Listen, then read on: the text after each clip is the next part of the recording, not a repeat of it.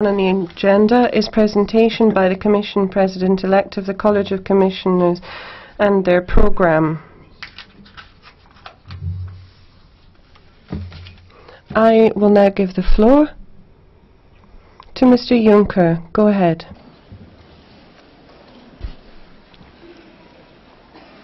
Monsieur President, ladies and gentlemen, honourable members, in a speech that I had the honour of delivering to you on the 15th of July, I introduced the general guidelines of the President-elect of the Commission on the basis of the treaty. That wasn't just an empty exercise or a stylistic exercise. I did set out a programme. I did set out a number of projects. I explained the substance of the work programme, and it was an ambitious presentation. The commissioners who will make up, if you swear in my College of Commissioners, are bound by these general guidelines. I'm not asking the commissions to be blindly obedient. As I said in Brussels when I introduced the college, at my age you don't start a new career as a dictator. But I would like the commissioners to feel free. I've asked, so the President-elect of the Commission has been asked to do everything in his powers to create a political college of commissioners, so do respect the fact that the commissioners have political views, and through their deliberations they do feed debate and enliven debate within the Commission. But I was called upon to be President-elect of the Commission on the basis of a programme which binds me before the European Parliament. I have a contract with you, President, and I have a contract with the European Parliament, and I intend to respect the terms of this contract which I set out before you in the present summer. During the present summer. So the Commission that will take office, if you give your agreement on the 1st of November, will succeed the Commission of José Manuel Barroso, who was President of the institution for many years. And here I would like to pay tribute to José Manuel Barroso. He was President during a period which was a difficult one, to tell the truth, and the Barroso Commission had to manage the economic and financial crisis and its consequences. The Barroso Commission was able to integrate into the many community measures it adopted. It was able to incorporate 13 new member states into the European Union, and I believe that José Manuel Barroso has done a good job, and very often he was criticised in a way which seemed rather embarrassing to me and rather painful. Mr. Barroso, I think, did his best for Europe, and I would thank him for the extraordinary job of work that he has done.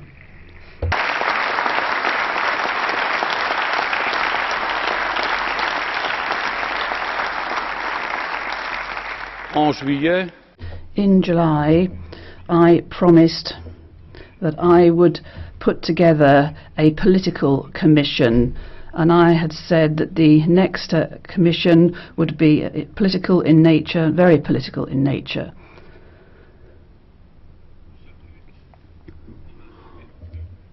And this was like an ecumenical desire.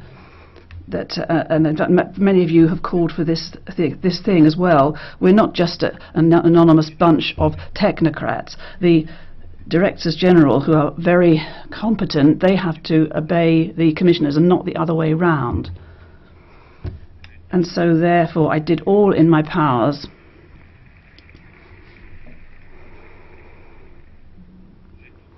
I did all I could to, how shall I put it, ensure that I got some heavyweights, some political heavyweights appointed to the Commission by the governments and by the and then appointed by the President-elect. So the men and women who make up my college have carried out important tasks and have filled important offices in their home countries. They have exercised a great deal of responsibility. The Commission will be made up of 4 former Prime Ministers, 19 former Ministers, 3 former Foreign Affairs Ministers, various former Financial Affairs Ministers, 7 outgoing Commissioners, and 8 Commissioners who have been members of the European Parliament. And their political background reflects the fact that the Commission has to be a very political body. And I had promised a more political Commission, and I think the composition of this college does demonstrate sufficiently that it will be more political than the preceding one. And I'd promised in July a more effective Commission, and there again this was a general desire expressed by most of those who make up this assembly. I chose to reorganize the structure of the Commission. I chose to appoint, and that was something unprecedented, a first Vice President, and in the person of Frans Timmermans, and I'd like to extend a particularly warm welcome to him this morning.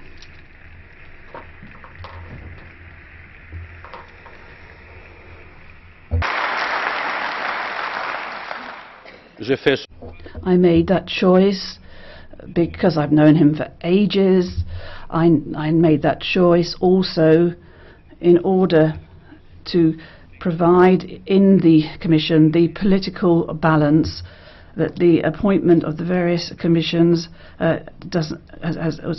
only insufficiently provides. And I read in most of the European press that Frans Timmermans will be my right-hand man. Well, I hope that from time to time he'll also be my left-hand man, but that will be difficult. I appointed various vice presidents. I had the intention of appointing as vice president, obviously as the treaties lays down, the High Representative for Foreign Affairs, and I had the intention originally of appointing the Commissioner for the Budgetary Affairs as a Vice President, because the establishment and implementation of the budget are horizontal tasks by their very nature, and I had the idea of asking the former Prime Ministers to also act as coordinators within the college, and the Prime Ministers are used to this difficult task of balancing and coordinating the work of others. Sometimes they succeed and sometimes they don't, but Prime Ministers know what's involved when it's a question of coordinating. So I asked those who were Prime Ministers to be Vice Presidents of the Commission. I decided to ask Frans Timmermans to look into the implementation of the principle of subsidiarity. I asked him to look into data regulation, as we say in English, or better regulation, as we say in French. This is an important matter. We had said and we had promised to the voters and European citizens that we would make Europe into an efficient machine, a factory, a body that would deal effectively with big problems, and that the Commission would turn away from the small issues, petty matters and small matters that can be better dealt with within the member states or even at the local authority level. So Mr. Timmermans will keep a close eye on the principle of better regulation. That will be a difficult task, and this will concern all commissioners, because all commissioners have to be involved in this effort to put the European Union back on its feet and to ensure that it conducts itself in a more effective and political fashion. I decided to ask Frans Timmermans also to look into sustainable development. That's an important ambition. This is a project which takes us a long way into the future, and this is a daily concern that we have to look after. I couldn't follow the proposals of the Environment Committee because it wanted the Sustainable Development portfolio to be given to the Vice President responsible for growth and investment. I chose to mandate Frans Timmermans with this issue, this important issue of sustainable development and our collective action in this context, because already the Charter of Fundamental Rights and a lot of the work of Mr. Timmermans will also involve looking after the Charter of Fundamental Rights. And the Charter of Fundamental Rights also already talks about respect for sustainable development, as does Article 3 of the treaty, which lays it down as one of our guiding principles. And the vice presidents that I've chosen will be responsible for the Commission's priorities, the priorities that I set out in July this year. There will be a Vice President who will be responsible for the Energy Union with all of its facets, including renewables and alternative energies. There will be a Vice President responsible for growth and investment. There will be a Vice President responsible for the European digital market and the Vice President responsible for the Euro and for social dialogue. These are not little bosses.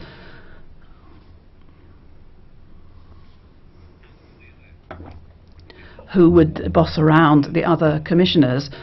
The commissioners are equal before in the eyes of the law. These are vice presidents responsible for projects, responsible for coordination. They are there to encourage, they are there to bring people together, and they are there to promote and organise ideas and initiatives. And I noted during the parliamentary hearings, and also when it comes to the articles in the media, I noted a lot of doubts and question marks when it comes to these unknown animals, these vice presidents who are supposed to coordinate the work of the Commission. A lot of doubts and reservations expressed. But I was surprised to have to read that. Everyone has said to me that the Commission should work in a more effective manner. Everyone, or practically everyone, had complained about the fact that the College was made up of 28 commissioners, one commissioner per country, and that they were too numerous. I had the choice between an architectural organisation of a new sort, or a sort of fragmentation of competencies and portfolios, so that I could find a job for every 28 commissioners. The answer is simple. You want 28 commissioners, each working on their own, in their own little corner, all sort of working behind closed doors, all dealing with their small little portfolio. Their ideas would have seen the light of day after the sort of fragmentation and slicing up of the commissioners' powers, and then you would have had commissioners who would have had little to do, or others with too much to do. But instead of that, I would have commissioners working under the friendly aegis of vice presidents who will coordinate their work. If you wanted to stick to the past architecture, you should have told me. But if you want a more effective commission, if you want a commission that takes care of the major ambitions of Europe and structures the work of the Commission, then there is no other choice but to mandate a number of vice presidents with the implementation and pursuit of the main priorities of the Commission. And I'll give you two examples.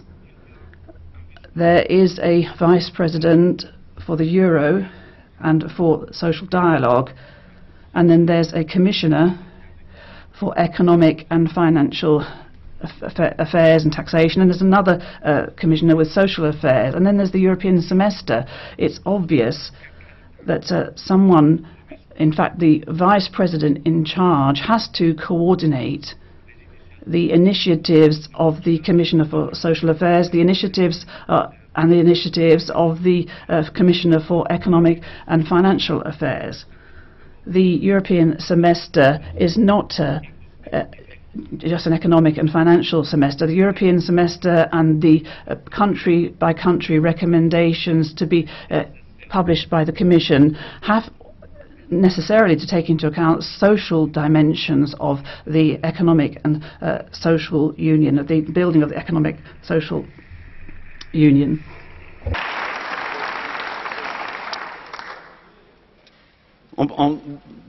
Il y a tout un débat.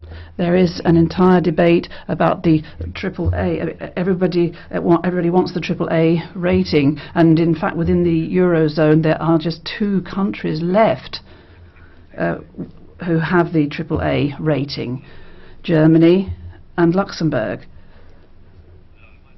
Germany has good chances of keeping it, and for Luxembourg we'll see. But I would like the European Union to find its way back and to equip itself with another sort of AAA rating. I'd like Europe to have the social AAA, and the social AAA rating is just as important as the economic and financial AAA.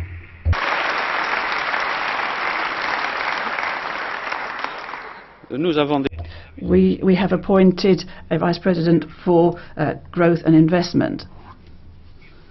He will coordinate the action of all commissioners who will make a contribution to the policy of growth and investment. The Commissioner for Transport, the Commissioner for the Digital Economy, and once again the Commissioner for Economic and Financial Affairs and Taxation, the Commissioner responsible for Social Affairs and Employment, the Commissioner responsible for setting in place the single market, the single capital market, the Commissioner responsible for internal market, and so on. If you want to put to the European people, and first of all to the European Parliament, an ambitious investment package, someone has to organise that. And as there are various competencies and powers that have to be merged, and as there are various commissioners that have to pool together their ideas and bring into the middle their different ideas, it's obvious that a vice president has to coordinate this work. And I'd like to put an end to these silos, these ghettos, this mode of governance according to which all commissioners work on their own, in their corner, behind closed doors. I want people to move away from this rather provincial approach to different portfolios, which you would have detected in the past perhaps. And I would like to draw attention to a dimension that practically no journalist, no commentators noted, and that is the big loser of this new structure. That's me.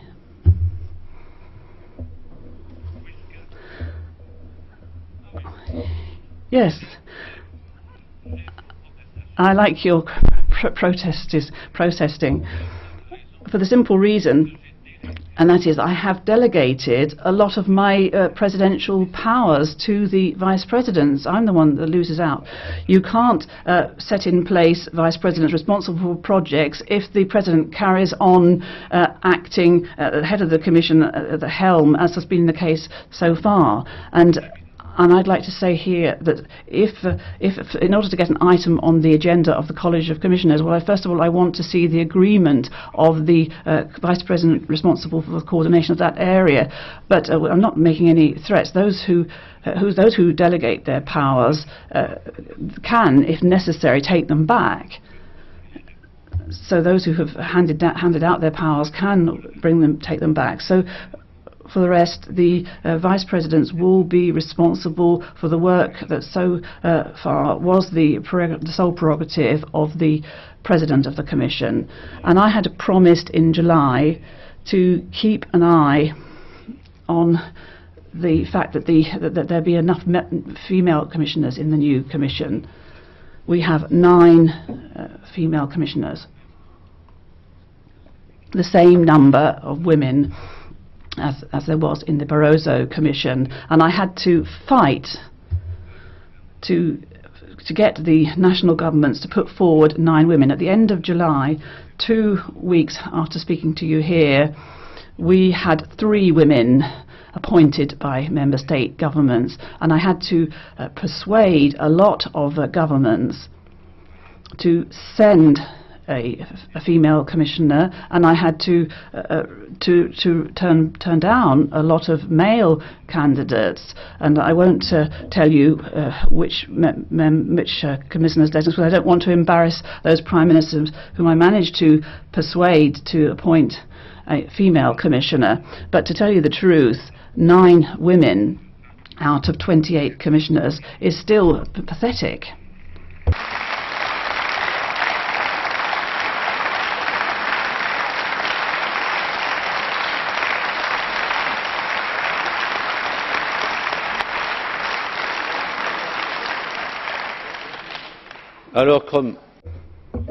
So, as we're all part, by way of principle, as we're all part of national political parties, and as, by way of principle, we all know our own prime ministers, do start tomorrow morning in raising awareness in your national governments on this matter. And I'm a bit embarrassed to have to say this to you, because Luxembourg didn't actually appoint a woman.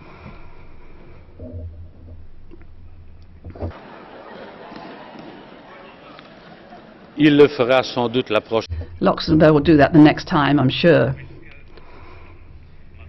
Because Mrs. Reding was a commissioner for 15 years. And, sorry? No, but in the short term, I will not be able to change my sex. In the long run, maybe, but not in the very short term. Je vous avais dit, mes I'd said, dear friends, during the debate that we held in July, that I would listen very hard to the hearings. How could you not take note of what was happening in the hearings? I followed with interest. I have to say that a varying degree of interest. I listened to 29 hearings in total. And I'd said in July that the Commission is not the Secretary General of the Council and of the European Council, and that I would not be the valet of the European Parliament either. But I did listen to what you said, and I thought it was a good idea to draw some conclusions from the hearings that have taken place just now. And the commissioner proposed by Slovenia had to be swapped and was replaced by another commissioner, another Slovenian commissioner, and I decided to give her the important portfolio of transport. As I didn't want to call into question the basic architecture of the Commission, I chose to appoint Mr. Šefčovič as Vice President in charge of the Energy Union, because over past years he was already Vice President in the Commission, and so he does have an idea of what this coordination task involves. And I've already told you that I proposed to my friend Frans Timmermans that he enrich his portfolio and he'll be responsible for all policies linked to sustainable development. And I listened very carefully to all those who complained about the fact that I'd taken away medicines and pharmaceutical products and moved them from the portfolio of the Health Commissioner to the portfolio of the Commissioner responsible for the internal market. And I hadn't in mind, and those who know me will be aware of this, I didn't have in mind that medicines and pharmaceutical products and that medical activity, I hadn't regarded these products as merchandise. Medicines are not ordinary commodities or products. So I am aware of this request that I tidy up and have another look at this allocation of responsibilities, and that was a wish expressed in the parliamentary hearings, and this was a wish that was also reflected by those representing the medical professions, and so I've decided to give those powers back to the Health Commissioner.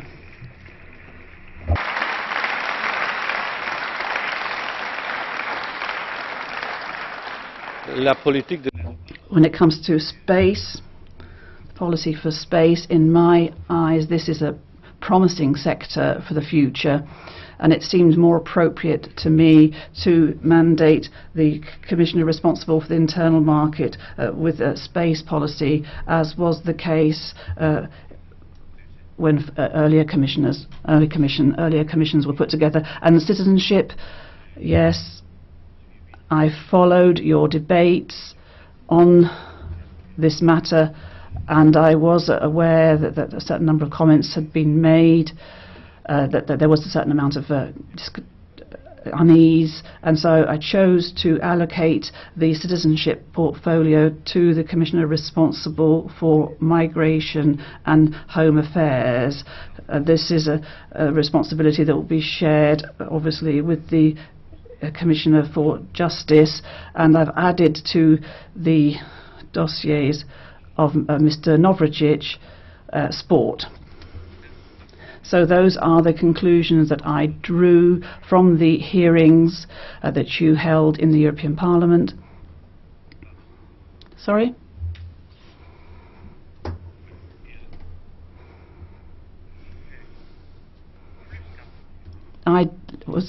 I followed very attentively the debates in the hearings, and you've seen now how we have reorganised matters as regards the Commissioner you just mentioned, in a rather inaudible fashion. And I took note of the intense debates around investor-state dispute settlement in the transatlantic trade and investment partnership negotiations. Let me once again state my position clearly, that I had set out on the 15th of July in front of this House, and that you will find in my political guidelines. I will not accept that the jurisdiction of courts in the EU member states be limited by special regimes for investor-to-state disputes. The rule of law and the principle of equality before the law must also apply in this context.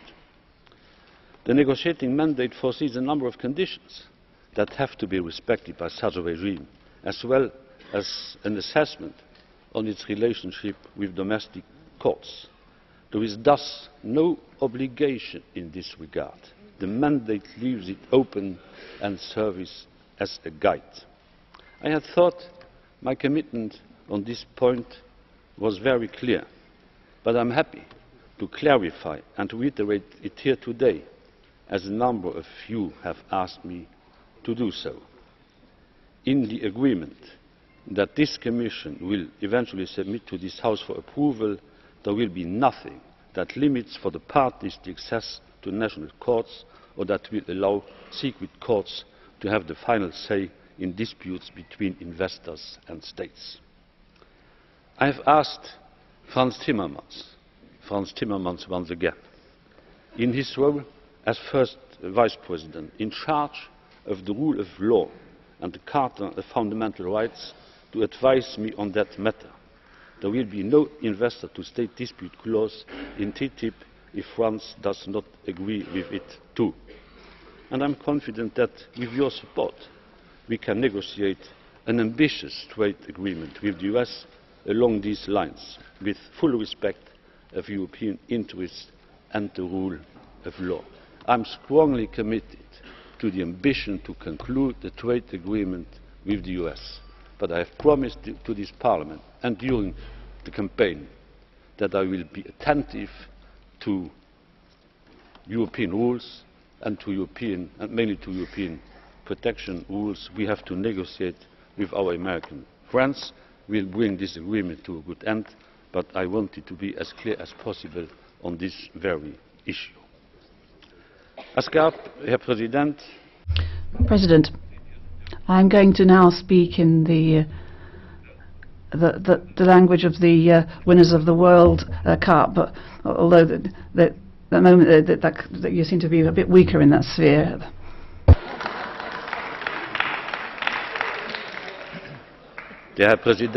President, the President thinks that this is a sort of passing weakness, but Germans have to get used to, as well, to they could be weak on the long term in this sector. And I'd like to make a few extra statements, President, on points which have played an outstanding role in the debates over the last few weeks. In July, I had promised that I would make available a 300 billion euro investment package. And investments are of crucial importance for the European economy and for the people living and working in Europe. Europe is going through a dreadful period of low investment. In the past, there was an average of 20% compared. Sorry, there's been a 20% drop in investment since 2007 in most countries, 36% drop in investment in Portugal, and higher drop in Greece. If there's no investment in economies can't grow, and economies that don't grow can't provide employment. And so this investment program is something that's very close to my heart, and I would like to say with great clarity here that the attempts that have been made in the meantime to actually distract me from this project will not work. I am sticking to this project, this investment project.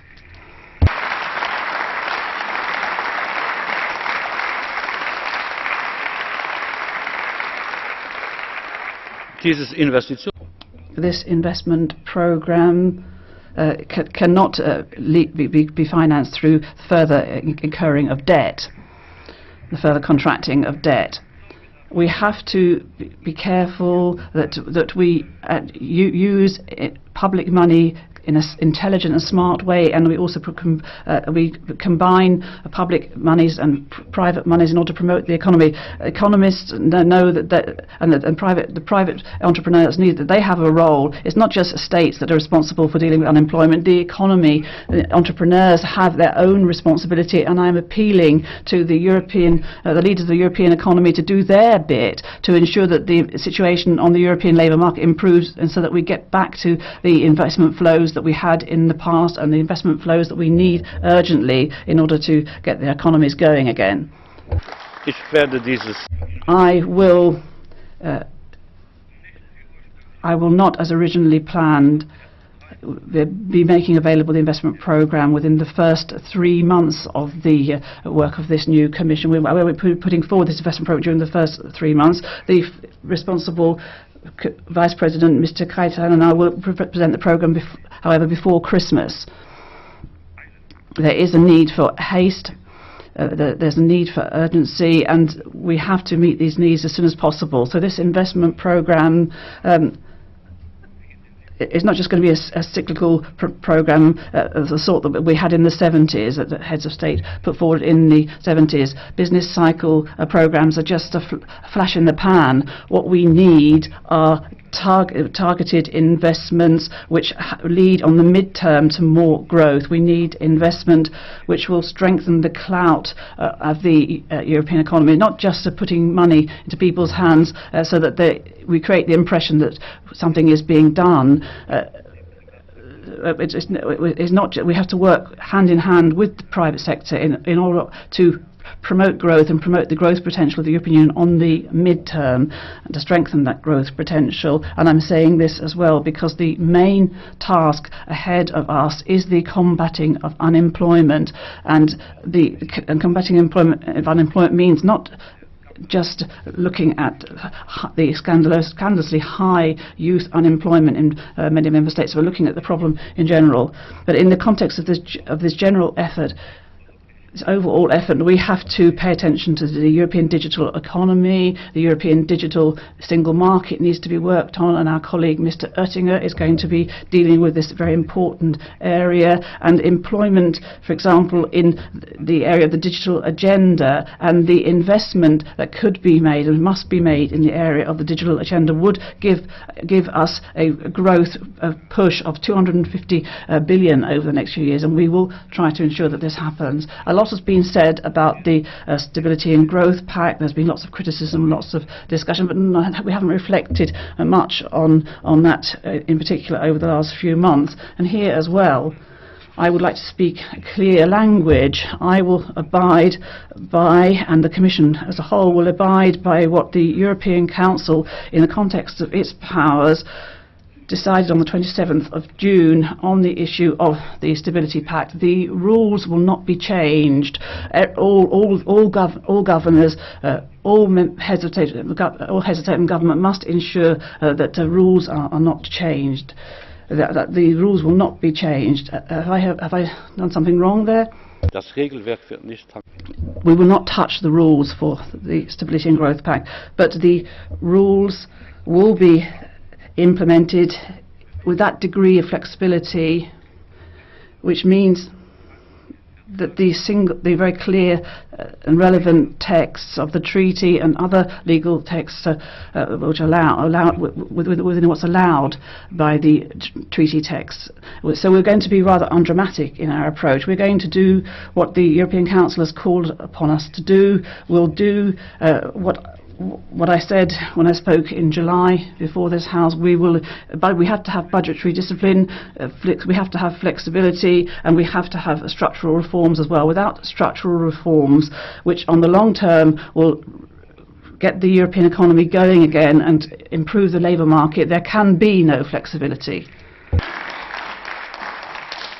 Aber ich möchte auch But I would also like to say to those who think that excessive austerity, too many savings lead automatically that we will revive growth and that will create more jobs through just simple austerity. Well, I'd like to say to those people, they should drop those ideas. They should depart from those ideas. When it comes to deficit and dealing with deficits and debt doesn't automatically lead to growth. If dealing with deficits and debts would lead to growth, okay, if deficits and debts led to growth, then we'd have masses of growth, much more than we have at the moment. To imagine that budget consolidation on its own is going to create growth without having necessary degree of flexibility and without having investment and structural reform as well, that is equally wrong. We need both. We need budgetary discipline, we need growth-oriented policies, we need investment,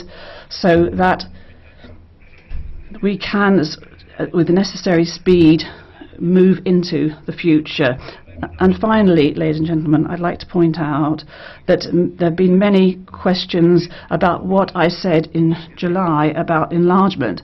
That's given rise to a lot of questions, and I've appointed a Commissioner for Neighbourhood Policy and Enlargement, and some of your committees have proposed that we give a new name to this portfolio and call him the Commissioner for Neighbourhood and Enlargement. And after a careful debate, first of all with myself and then with a few of my friends, I decided to name the portfolio Commissioner for Enlargement Negotiations. I don't want to delude people.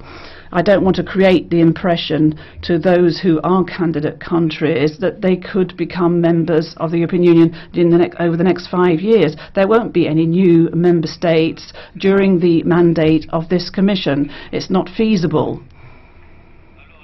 So let's not dream up stories. Let's not delude people or delude those who are awaiting accession that this could be achieved in the next 5 years. But obviously enlargement negotiations will continue with the same energy, with the same zip, with the same commitment that has been seen so far. And I would like to send out a message to and a greetings to the candidate countries, saying yes, enlargement negotiations will be speeded up if necessary, but it's not realistic to think that they could be successfully concluded between now and 2019. And then there's another thing that bothers me and that bothers you, and which is scandalous, and that is unpaid bills, the arrears of the European Union.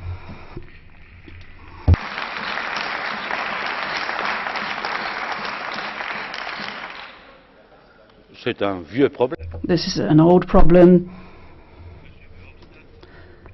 Mr. Verhofstadt, who doesn't like to be confronted with the errors of his youth, the mistakes of his past. And I was budget minister at the same time as him at the time in the Budget Council when we discussed the burdens of the past, these unpaid bills. And the European Union should be credible. It shouldn't be. It should honour its bills.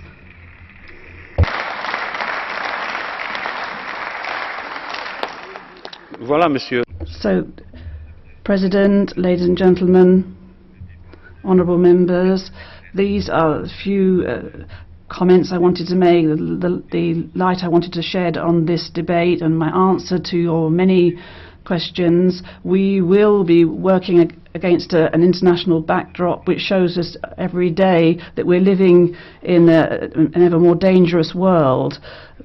The movement that's called Islamic State is the enemy of European values.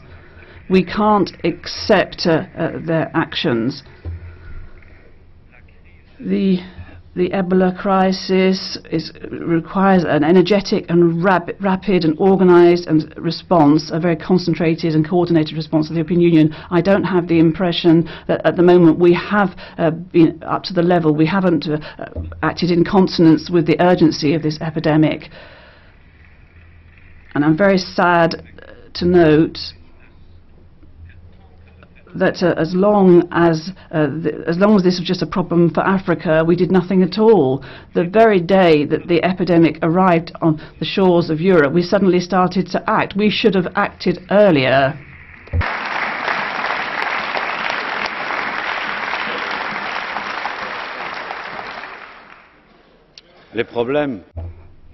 And the problems linked to illegal migration are still huge problems, and I have asked the former Foreign Affairs Minister of Greece and the former Greek Defence Minister to take charge of this dossier, and I've asked the Cypriot Commissioner, who's responsible for humanitarian aid, to go as quickly as possible to Africa in order to show that Europe is on the spot, that the Commission is there, and problems related to illegal migration and problems linked to legal migration will be dealt with as top priorities of the Commission that I hope will enter office and start working on the 1st of November. And I would like, and I'm repeating what I already said in July, I would like us to rediscover the virtues of the community method of adopting legislation. I'd like this Commission and this Parliament to become the champions and the architects of a rediscovery of the community method. The intergovernmental method this is necessary when it's very urgent and in a hot spot. It has its virtues, but I believe in this virtuous triangle of cooperation between Commission, Council and Parliament. And I would like us to rediscover the community method. And I've also told you that we feel bound by a contract which will last for a period of 5 years, bound by a contract with you, the Parliament. The body that we'll turn to as a Commission will be the Parliament.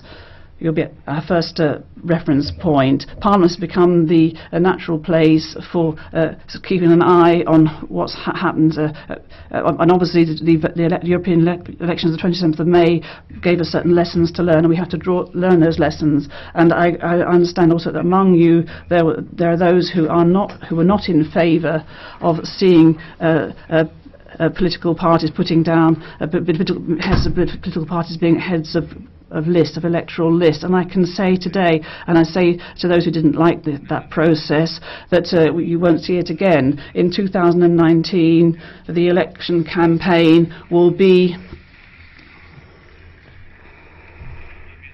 In 2019, the European election campaign will be a genuine pan-European election campaign, and everyone will know before they go to the ballot boxes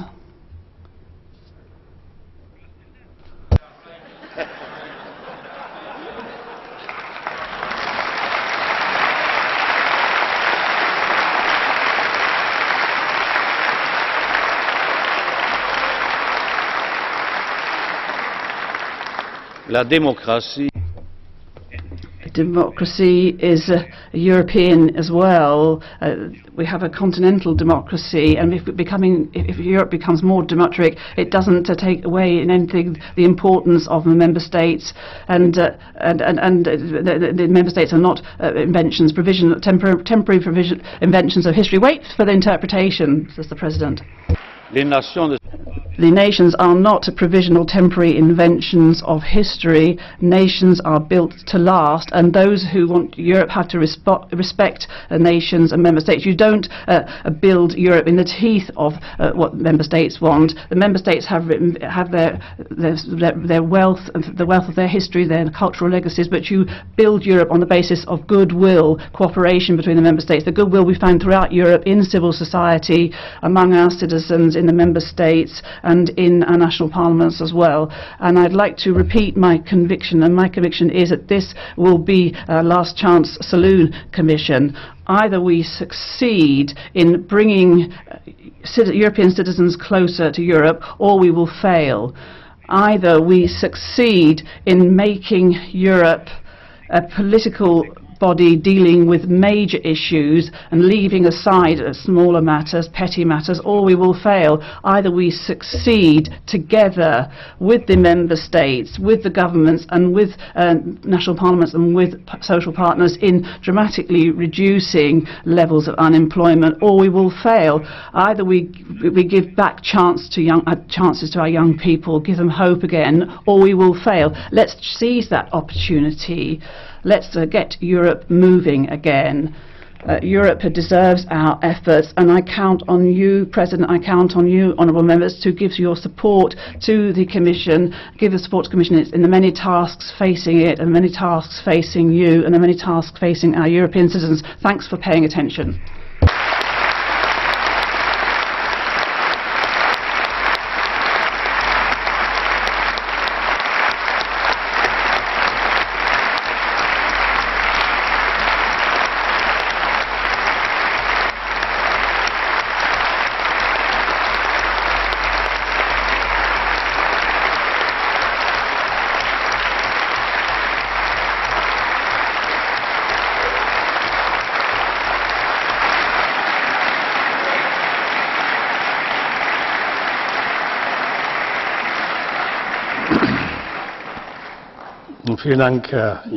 Thank you very much indeed.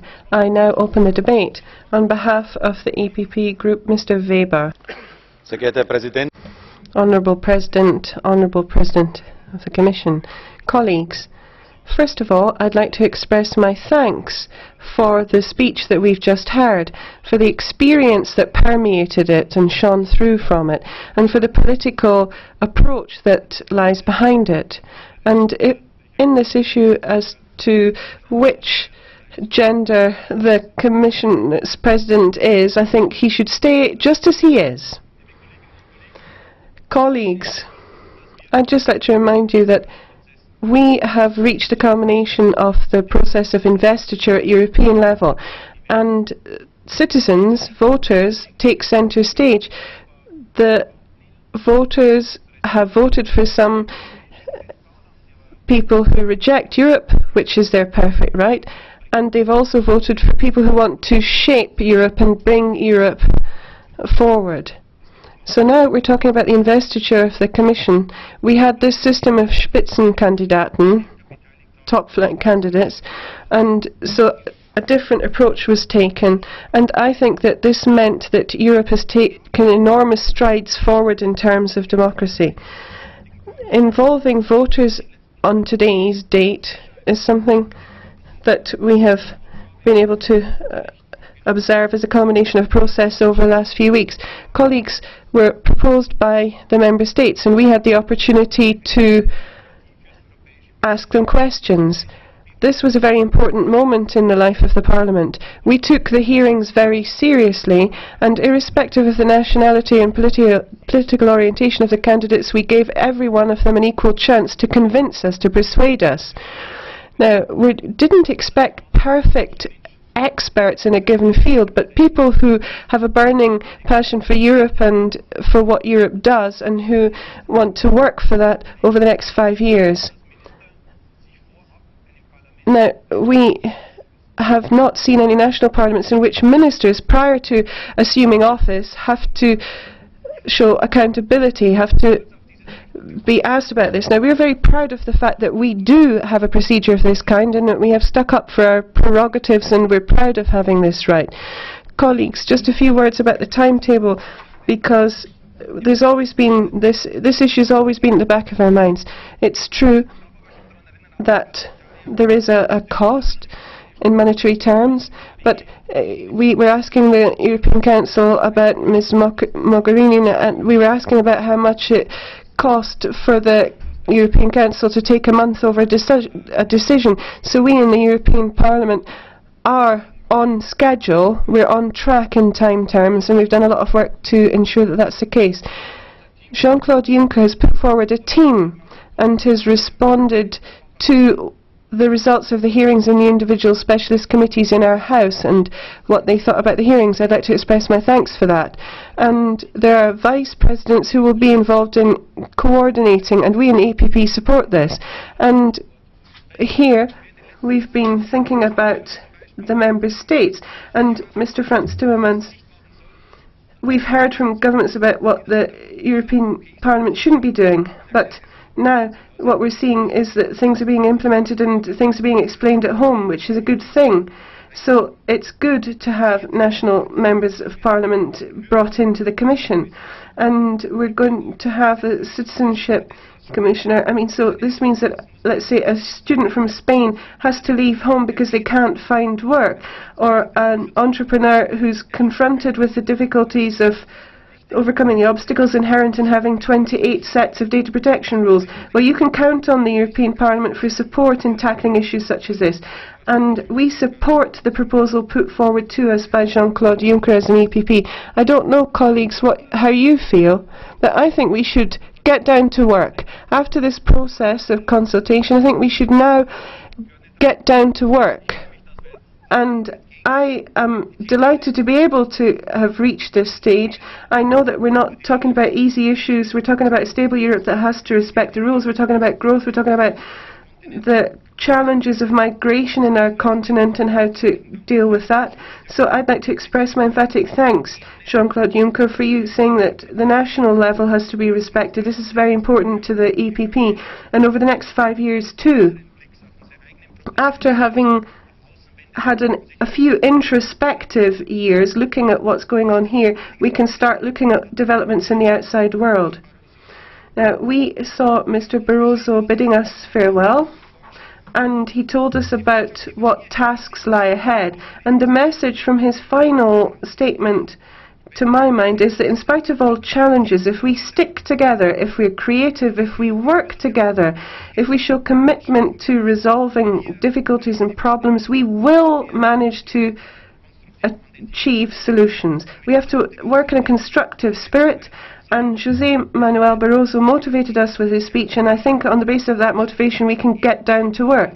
I'm thinking of a strong Commission that can get down to work. Thank you.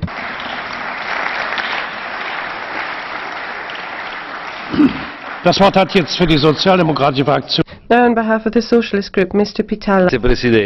Thank you, President. Dear President Juncker, dear Commissioners, colleagues, today the worst enemy of Europe is not populism, it's the lack of courage of our political leaders. You, President Juncker, well, we don't want to have compromises which are a race to the bottom.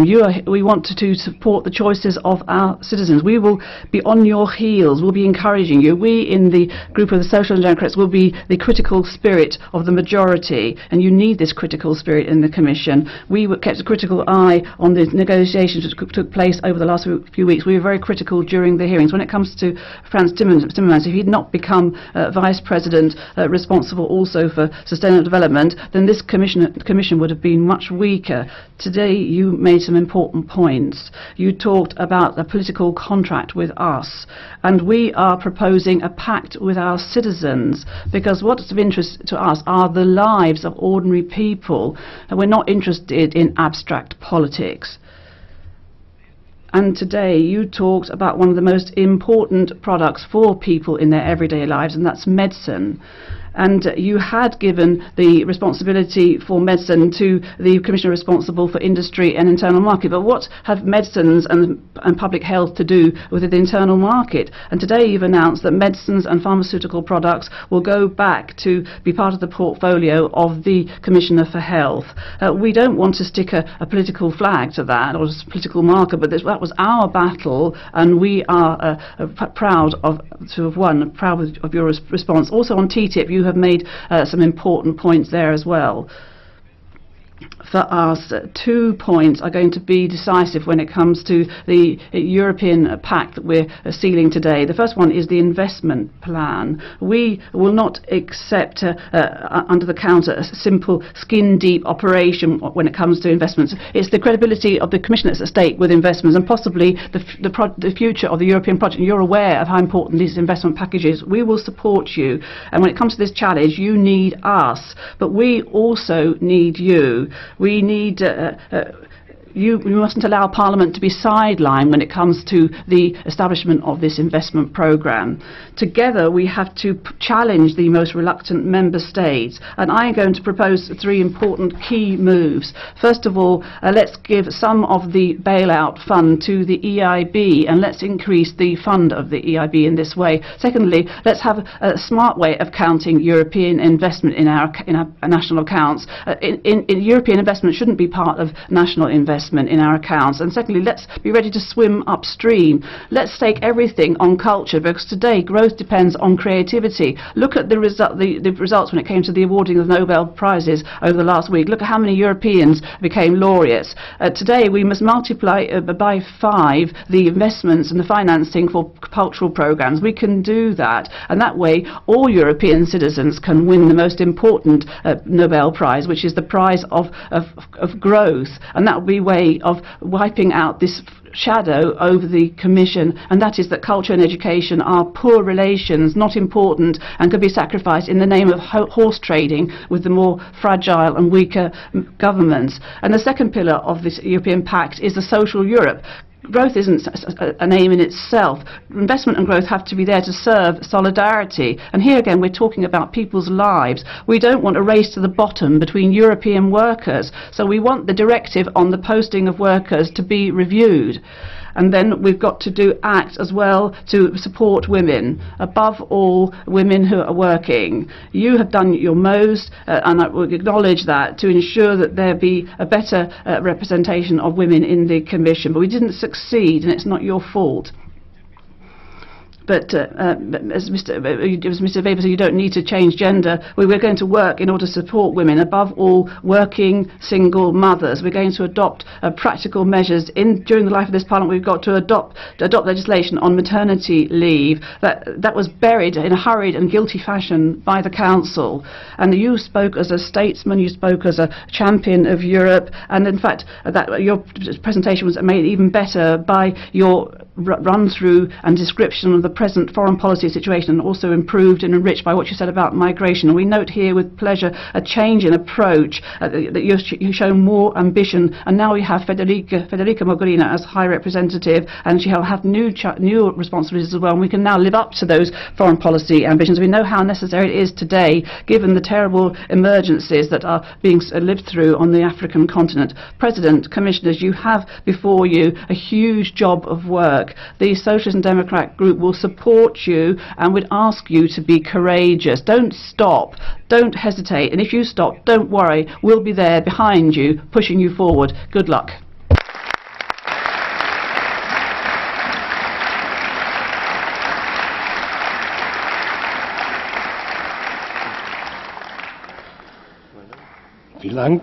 Thank you. Now, on behalf of the European Conservatives and Reformist Groups, Mr. KAMALL. Mr. Juncker, thank you very much for your presentation today. I wonder if I could just start by pointing to three things that you mentioned in your speech. First of all, you described yourself as the big loser. If I were you, I wouldn't be so harsh on yourself.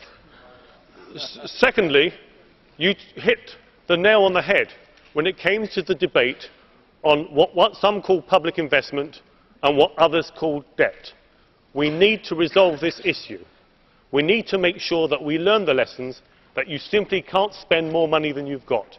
You simply can't ask taxpayers for money they haven't got, and we need to make sure that we have financial responsibility. And thirdly, we welcome your announcement that Luxembourg should perhaps propose a female commissioner for the next term. We look forward to the return of Astrid Lulling in this chamber. Yesterday, we debated the legacy of President Barroso, and we looked back at his commission and we called his commission a commission of crisis. What will we say about your commission in 5 years' time? For our group, we will ask, did the Juncker Commission lift its eyes from the institutional navel-gazing and look to the world beyond Europe to see those competitive economies? Our group will ask, did the Juncker Commission tackle the important issues of energy security, the digital single market, and pursue open trade? And did the Juncker Commission face up to the challenges of the future, not look back to a past? As an open and democratic group, the ECR had a number of discussions about this Commission. In fact, probably more than I would like to mention. But that is part of being an open and transparent democratic group. So as we cast our vote today, let me share with you some of our concerns, but some of the things that we like about your Commission. First of all, let's be positive. We welcome the fact that the structure does not look like desperately seeking 27 places for 27 people. We like the fact that you've torn down the silos and you've come with an integrated structure focused on outcomes. That is a positive plan. It's a plan for action. We like the fact that you're looking to cut red tape, complete the digital single market, looking at energy, the economy and competitiveness. We are impressed by some of your appointments. We like the fact, for example, the gentleman next to you, Mr. Timmermans, asks the question, does Europe need to do all this? Surely at times it's best to leave it to the Member States. Do we really need this regulation? And thirdly, some members of my group have felt that you've offered a genuine olive branch to us. And we hope that both sides face up to that challenge in grasping that olive branch as we look forward to working with you over the next 5 years. But I have to say, we are also disappointed. We're disappointed that you did not support the Parliament's request for a budget control commissioner. We see the appointment of a French socialist with their record on the Growth and Stability Pact as a mistake. It's rather like putting an alcoholic in charge of a wine bar. Now you might say it's like putting a Houdini or escapologist in charge of a prison. It might lead to better security, but it will also lead to some people to ask, if he can escape and get out of it, so can we. Some of our national delegations didn't like some of the people appointed because of their record in their home member state. But we know the process is over. We know the deal has been done. We know that the large groups will vote for your Commission. Our group will not join this cosy consensus. We will abstain. And as you get down to work, where you pursue reform, we will work with you and your Commission. Where you look back to the past, we will confront you with the challenges of the future. There is much work to do, and we wish you well.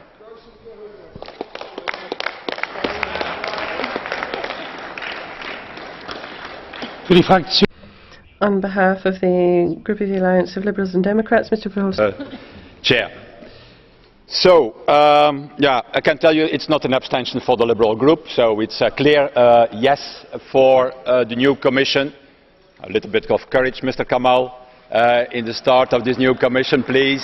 That we need clear statements and clear positions. And we got a lengthy discussion yesterday in the group. And our conclusion is that we shall support this Commission as part of a pro-European coalition that also supported you when you were appointed as the President of this Commission. And you know it also that this Commission received the support from us not for free. We expect a different Commission than the previous one.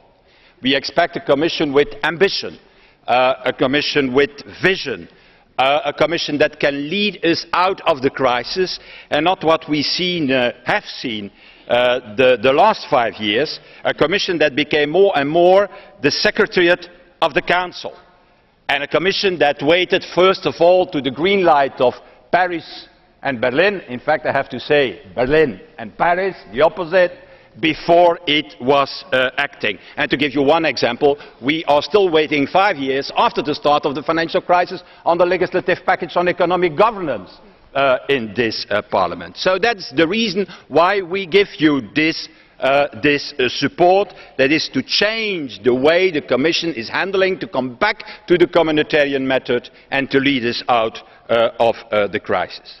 But more precisely, what we hope to see from your Commission are 3 precise things. First of all, a credible strategy on investment and growth. And I hope, dear colleagues, that we really can end this stupid discussion that we have 5 years, in which we are saying, no, it's discipline was more important, and others were saying, no, it is investment was more important. Can somebody tell us maybe that both are important, and that you don't have to make a choice between fiscal discipline on the one hand and investment and growth on the other hand? It's impossible to have investment and growth without fiscal discipline. And it is, like Mr. Juncker said, impossible to have economic growth without a good, sound public finances in the future. And that is what we have to show. And I have to tell you, I hope that Mr. Katainen is coming the fastest as possible with a plan.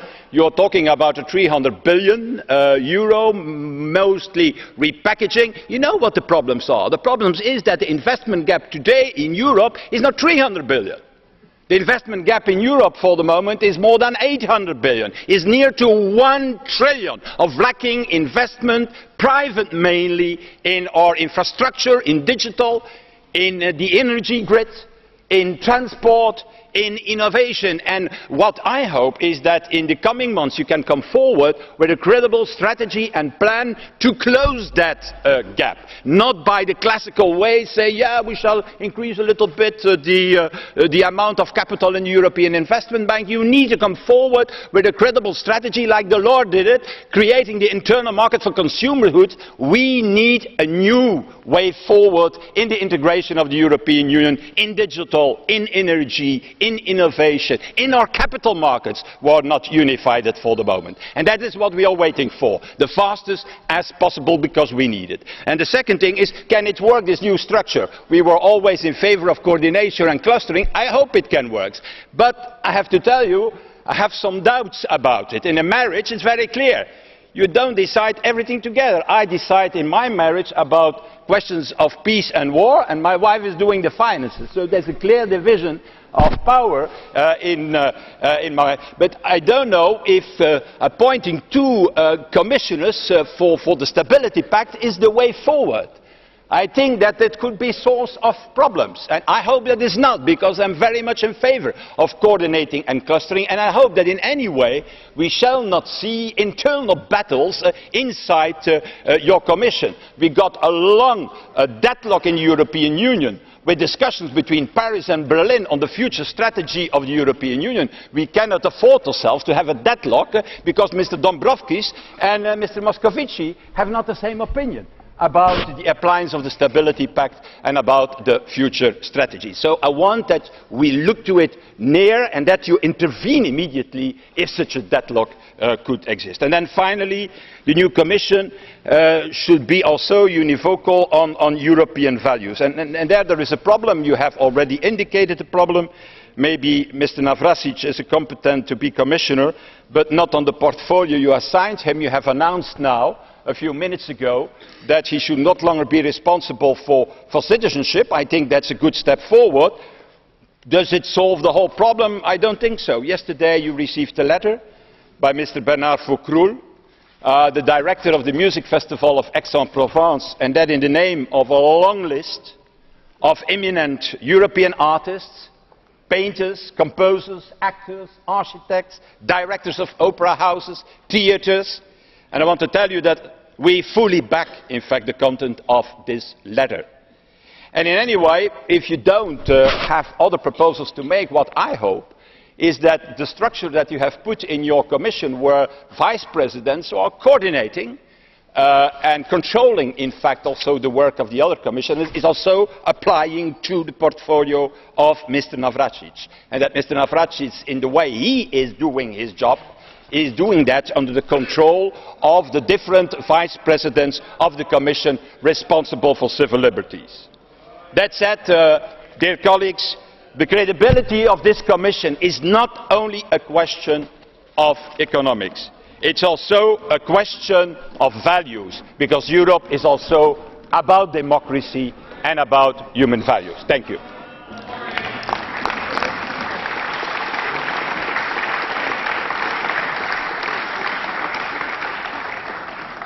Vielen Dank, Herr Verhofstadt. Das Wort hat jetzt für die Vereinigung.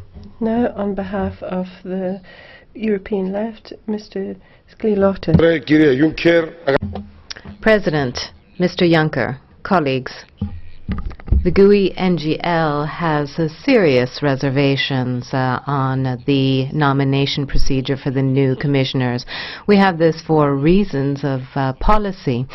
The Juncker proposal shows that the new Commission is one that supports neoliberal policies, wants to continue the neoliberalism we've seen hitherto at the cost of southern European states, high youth unemployment, loss of jobs, wearing away of the social state, and harsh austerity, and asphyxiating SMEs. We see that there have been conflicts of interest. For example, Navracsics, who seems to be against European peoples. But nonetheless, the portfolio remains, despite the negative climate and the harsh criticism, and we condemn this action. This shows that this new Commission is the fruit of an agreement between the S&D, ALDE, and the EPP. This is a ridicule, because this really flies in the face of decision-making in the EU. We'd like to say a real change in policy, creation of jobs, helping out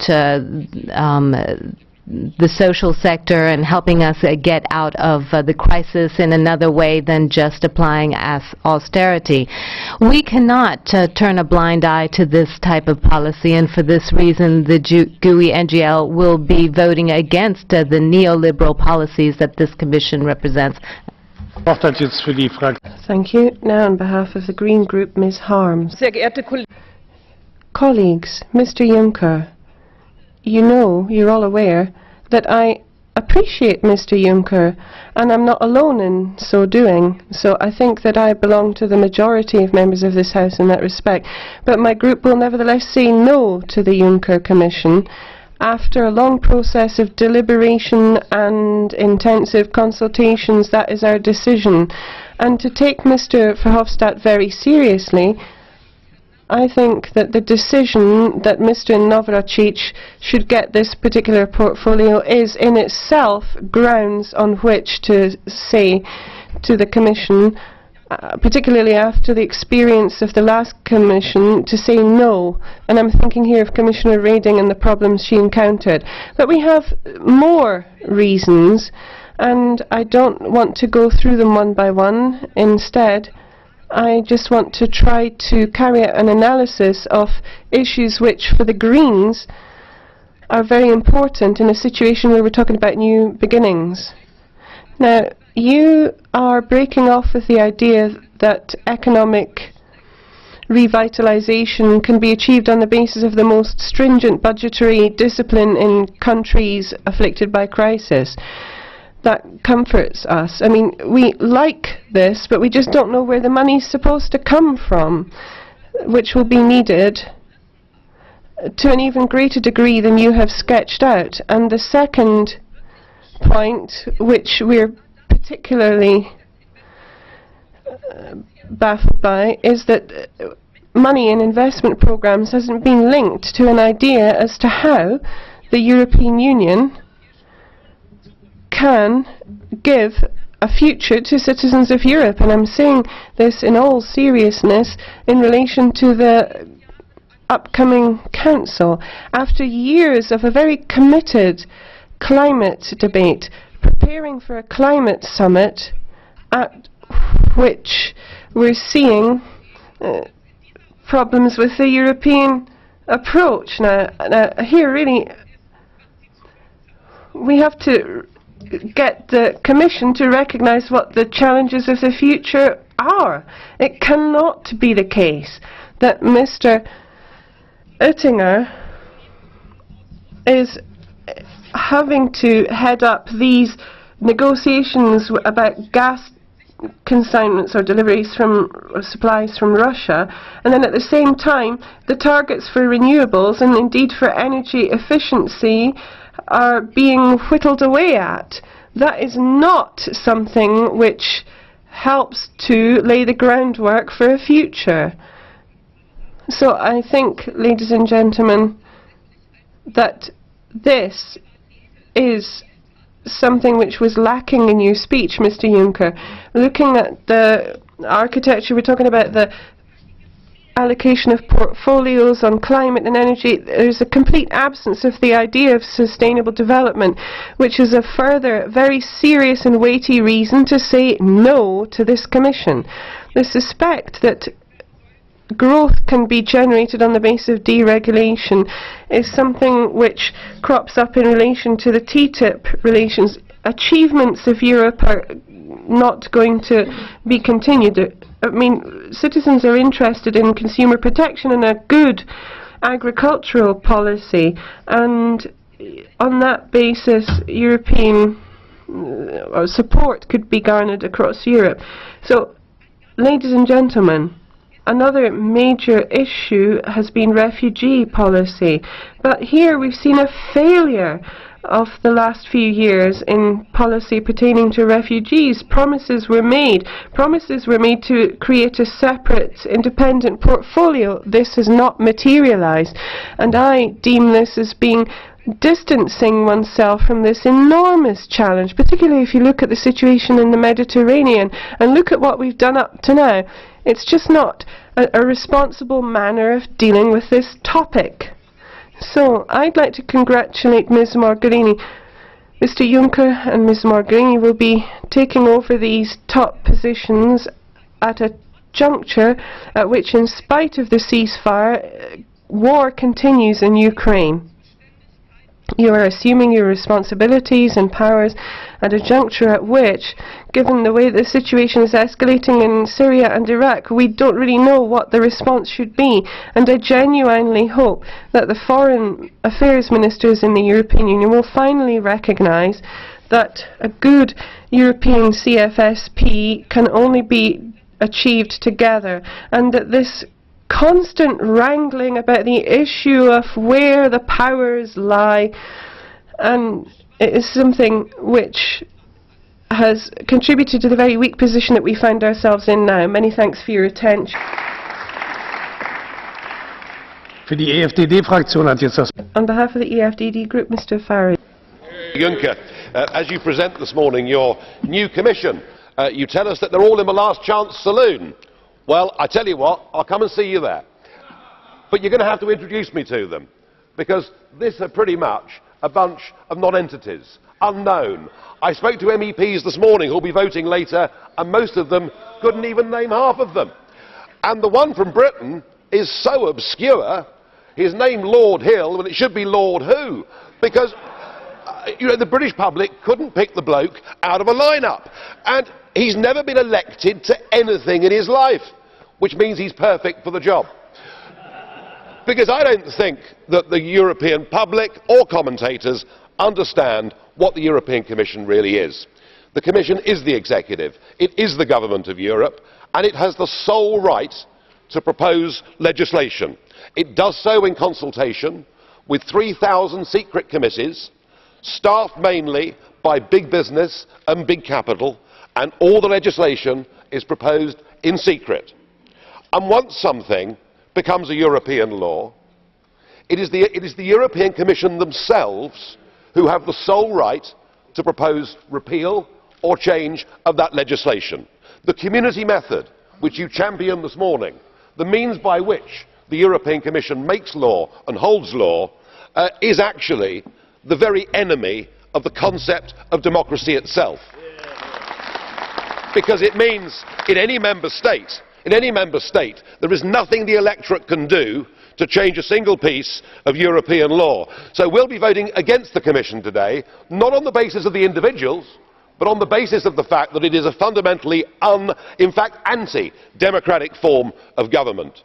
I suspect you're in for a tough time with this Commission. You're going to have the euro crisis, which hasn't gone away and is going to get worse.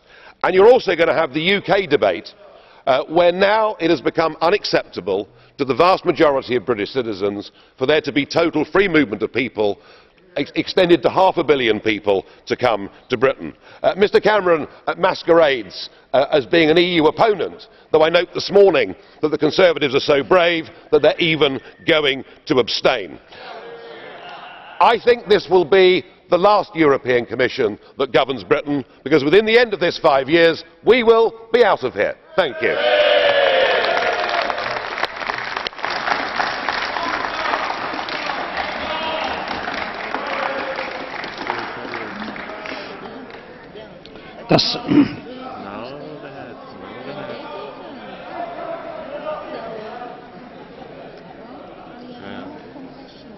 Für die Fraktions...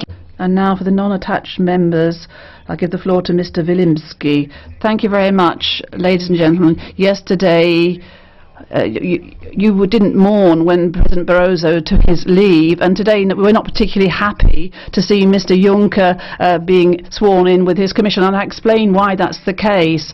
With both Barroso and Juncker, these are not candidates from the peoples of Europe. They are not candidates who are close to the hearts of European people. They both only get minimum degrees of consensus. They represent the technocrats, the nomenclature, so from our point of view they don't have the necessary legitimacy. Mr. Juncker, what does it mean when you say you have to lie when things get serious? And Mr. Juncker, you say that you're driving this train of centralisation further and further into the future, and people are going to rebel, but you carry on driving this train of centralisation. So we're rejecting you as a person, we're rejecting your commission, you're rejecting you because you're not democratic enough, you don't have enough legitimacy, and we're also rejecting you because a lot of people have been too closely linked up with economic interests. There are conflicts of interest. So if we are rejecting you, we're voting nonetheless in favour of Europe, and we're voting in favour of the family of European peoples. Now on behalf of the EPP group, Mr. Reul. Herr Präsident, President, Commission President. Now, some of the people are laughing anyway, and it's just a bit embarrassing, so... In this House there are some things which make me ponder.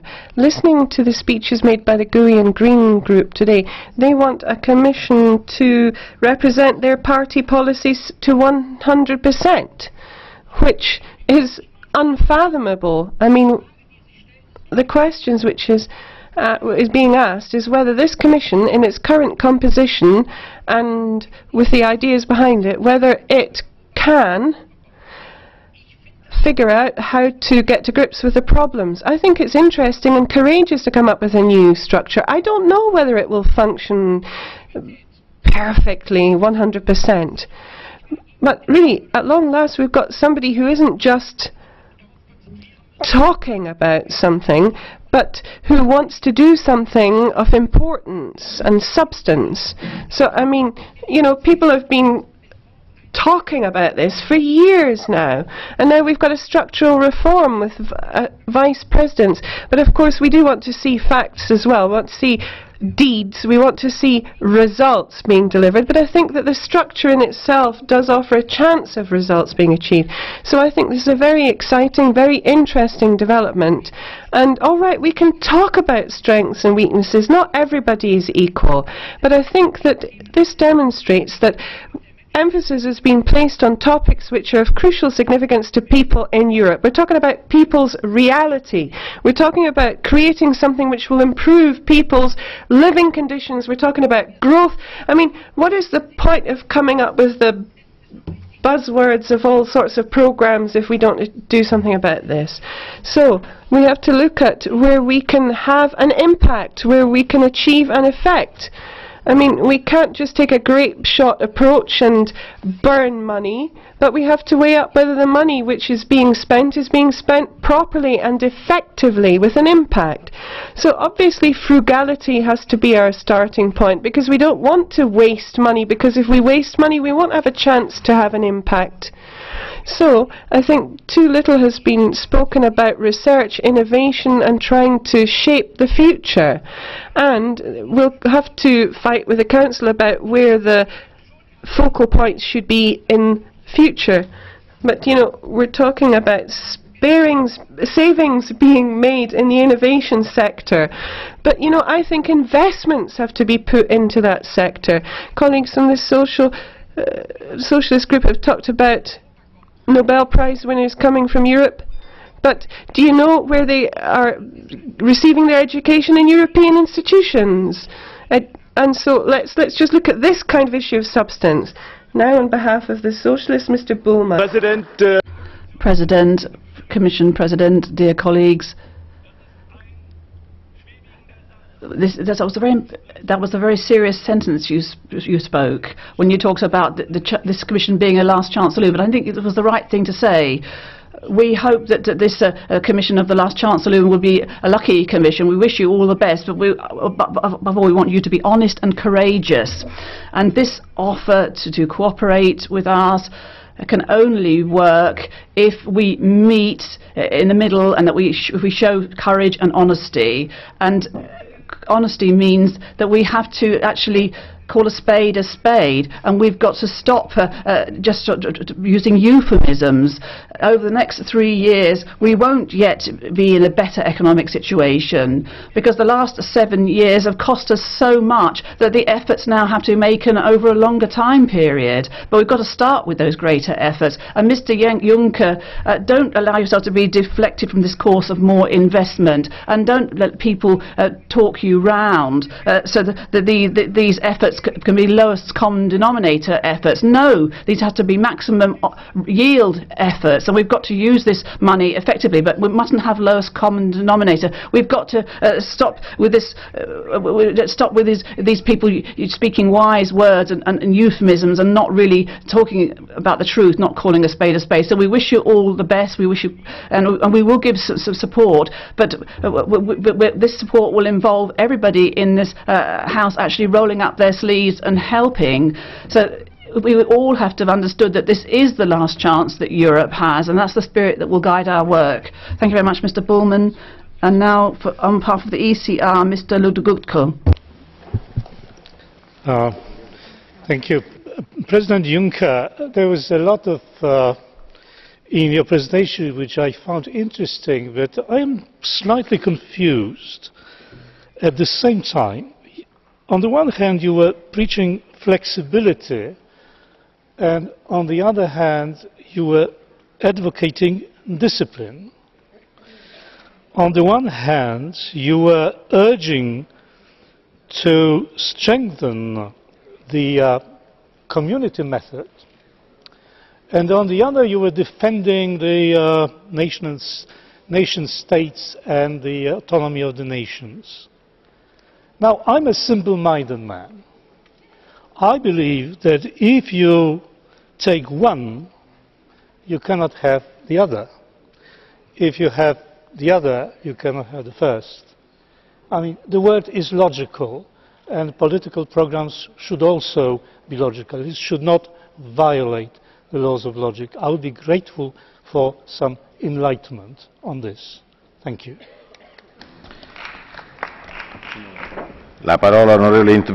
And now Mrs. Intveld has the floor for 2 minutes. Yes, thank you, Chair. Mr. Juncker, ALDE will support your European Commission, but to be clear, we support you in the vote today. That does not mean that you will have a blank cheque for the next 5 years. Our support is not automatic, and you'll have to work very hard to get our support for every single proposal that you put forward.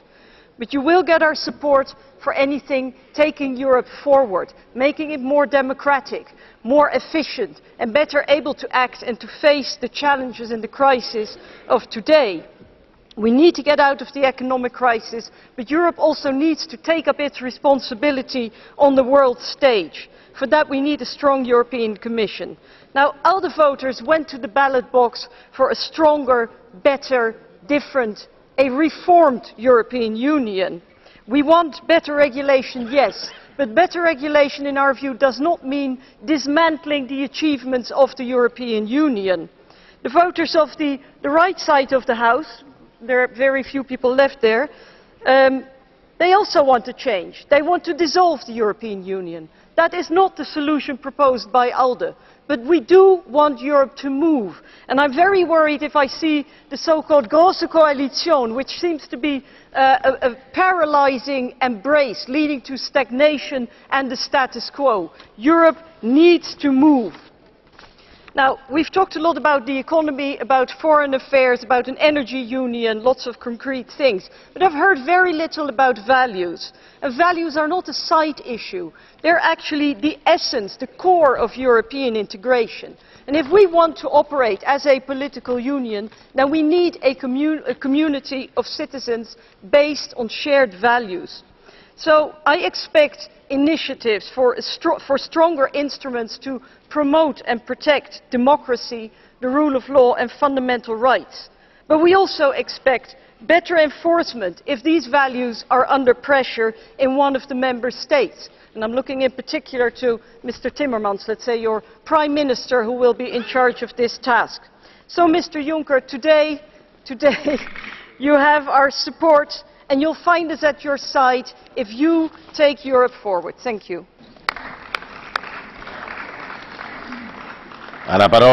And now Mr. Maltese has the floor for 1 minute.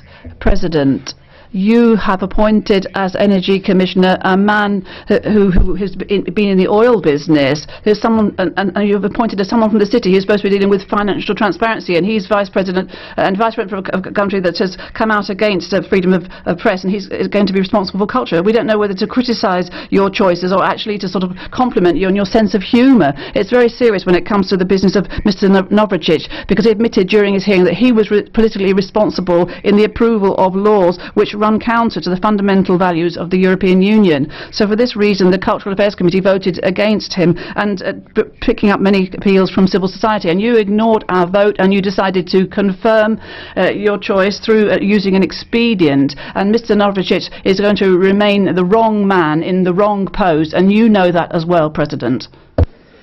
And now, Mr. TERRICABRAS, 1 minute. Herr Juncker, Mr. Juncker, we're all aware that over the last few years, the extremely strict economic policy of many countries, which was supported fully by the Troika, has had a hard hit the people living in these countries. So who, apart from financial control, we've seen monitoring what's going on in states, diminishing.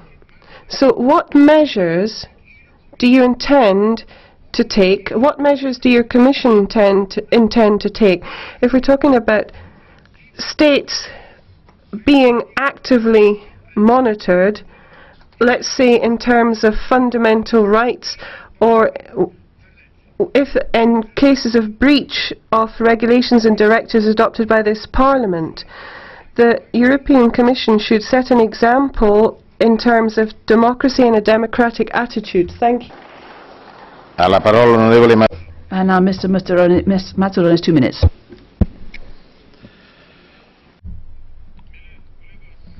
Honourable colleagues, commissioners, there's a diversity of views regarding this Commission, but I'd like to congratulate the new Commission and to wish it all success. My hope is that this Commission will be approved and the new Commissioners will get down to work soon as possible, because really, time flies. The Commission must function as one perfectly tuned instrument, as one team, and it must strive for a common goal to bring the decisions of the Commission and the activities of the EU in general closer to the expectations of our citizens in all member states, including Lithuania. I'd like to remember and recall what was said by Mr. Juncker.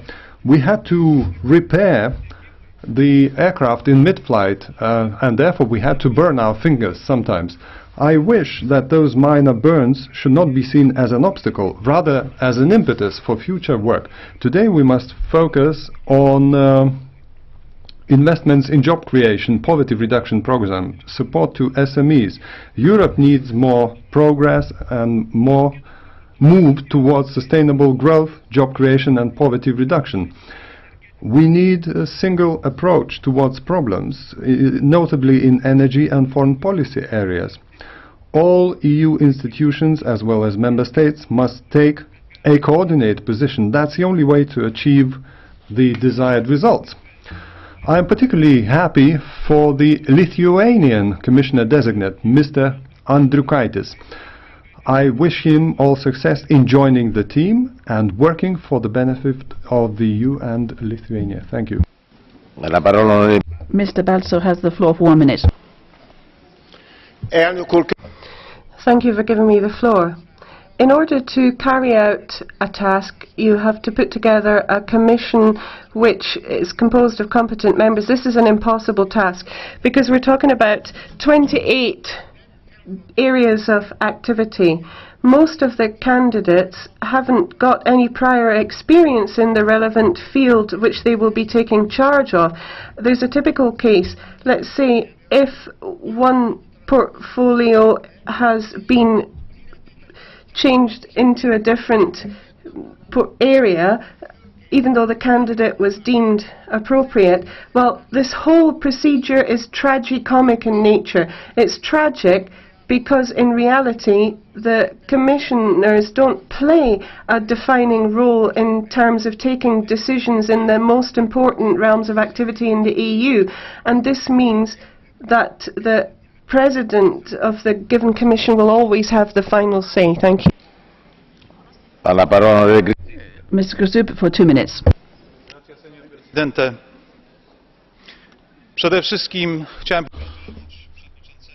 President, I wish to congratulate President Juncker on the way this Commission has been set up and also the principles that are going to be the guiding light for the future. It is abandoning this former structure and introducing new structure, and I hope that sincerely that it works. I am ready to support President your idea of combining portfolios, energy, internal market and so on. There is an important task ahead of us, and I had you describing it in your speech, that is to tackle the crisis that we're still being faced with, bringing back the economic growth by investing and bringing back jobs to the European Union and to the member states. Support for the movement of individuals, as some would like to hinder that movement here in this room, and the introduction of the Services Directive, which may also bring about positive effects. The growth is impossible without a rational climate policy, which has to be tailor-made for the needs of the member states. The Ukrainian-Russian crisis clearly demonstrates that our own resources will be the key from the point of view of the future. And I am a staunch supporter of the legislative work under the aegis of better regulation, as it is unacceptable that the work of the institutions remains uncoordinated, and some of the directives actually overlap with something we've already regulated. And I wish you best of success, Mr. President.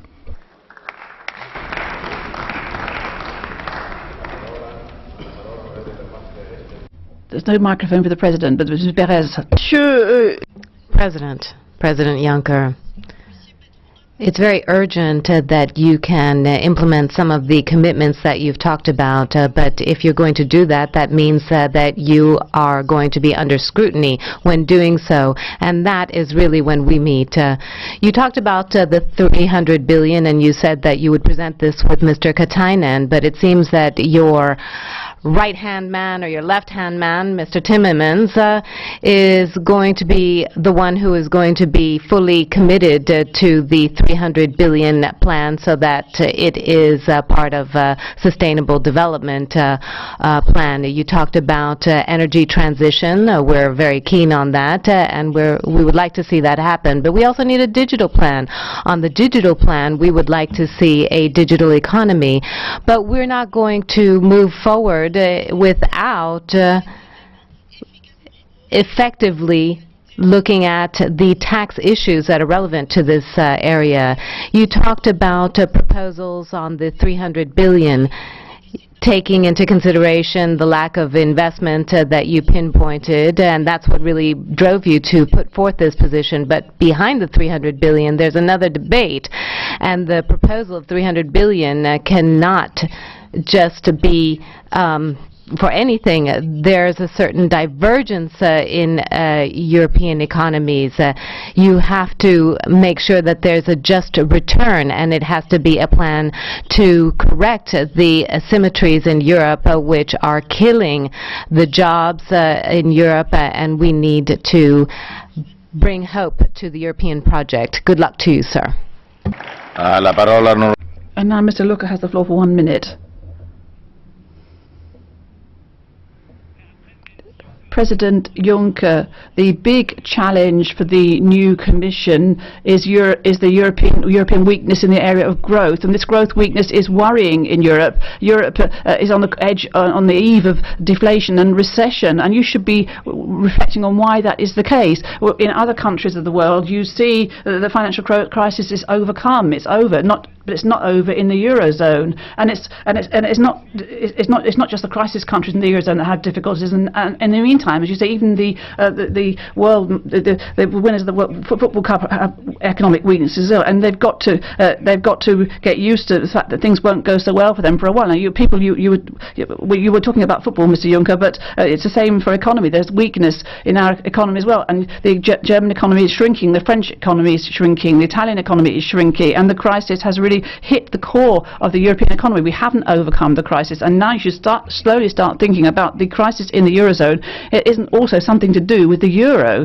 And when you talked about the AAA rating when it comes to social standards in the eurozone, well, that was ringing the ears of those who are unemployed in the southern European countries. The promise that the euro would bring to growth and employment, that's worth as much as a junk bond. I mean, they're not worth AAA. They're just a junk bond. And your economic recipes, you seem to have just you haven't learned anything from John Maynard Keynes, and Mr. Verhofstadt, you haven't learned anything since John Maynard Keynes. You ought to be learning something more, and that's why one of the reasons why we're going to be voting against you today. And now, Mr. TELIČKA for 1 minute. Mr. President, despite the fact that some of the Commission-select didn't show an impressive and convincing performance, and also despite the fact that the transport portfolio has been reshuffled, somehow disrespecting the unanimous view of the Transport Committee, I would have rather expected a redesign of the portfolio of Mr. Navracsics.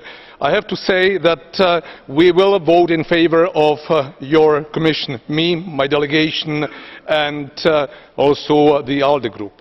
But I do expect that your Commission will use the right of initiative, that your Commission will be independent, unlike the previous one, from the Member States. I also expect that you will have the courage to demand reforms, structural reforms from the Member States, that you will be initiative, you will have the courage, you will provide leadership, and this is exactly something that we have missed in the past. Now, may I refer to Mr. Timmermans very briefly. I am very happy that this position has been established and the BEREC regulation is high on your agenda. Apart from what you have said, Mr. President, it will provide for growth. So we will need less burdensome regulation in the future, more common policies. So good luck and bon courage.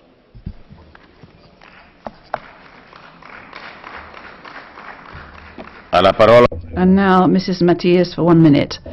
Thank you very much. Mr. Juncker, with this programme and with this College of Commissioners, the markets can relax. They're going to carry on ordering business in the corridors of the Commission. They're going to be in charge. You talked about a social AAA rating in Europe. It's surprising that you hardly talked about unemployment, only in minute 34 of your speech, and only for 30 seconds. The biggest problem of the European Union, unemployment, you just devoted 30 seconds to it, and that means a lot. Mr. Juncker, you said that your main trump card is to have 4 former prime ministers and 9 former ministers. Another 23 out of the 28 commissioners who come directly from the governments, come directly from the council into the Commission, and we already know that the council had already colonised European institutions, but it's deplorable that through your hands the council is now actually taking over the Commission completely. And Mr. Juncker, when it comes to the economic portfolios, well, you're not promising anything except the disastrous continuation of policies and the effects that they had for the peripheral countries. Mr. Juncker, your Commission of the social AAA has a new brand, but the brand doesn't reflect the product. Your product is a defective product. Thank you. Misleading product. And now Mr. Turmes has the floor for 1 minute. Today, we as the Greens are going to be voting against your Commission, Jean-Claude, but that ought to give you pause for thought. Between July, when many of us voted for you, and October, there's been a breach of trust. I am going to focus on 4 points.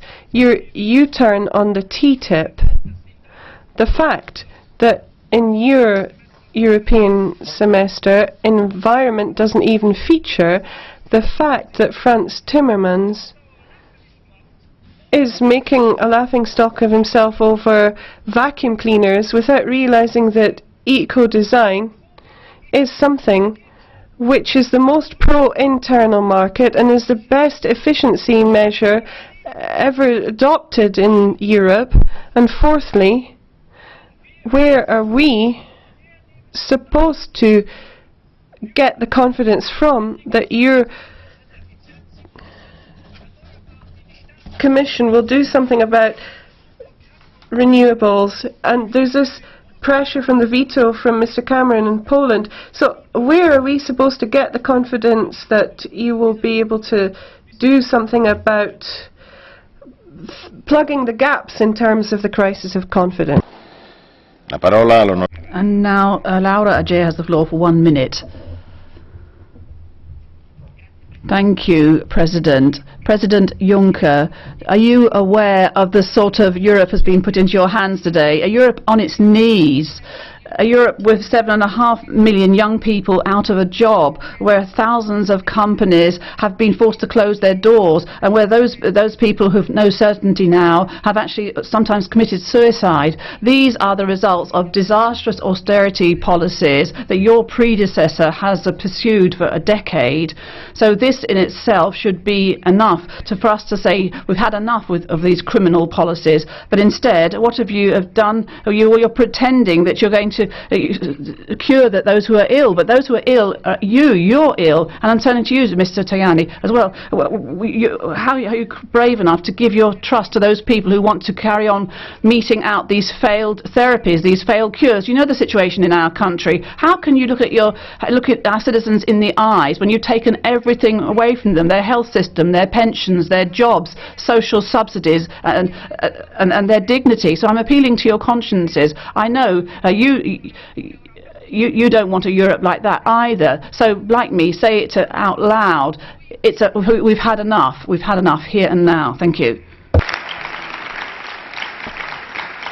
La parola. And now I give the floor to Mr. Salvini for 1 minute. Thank you very much, President.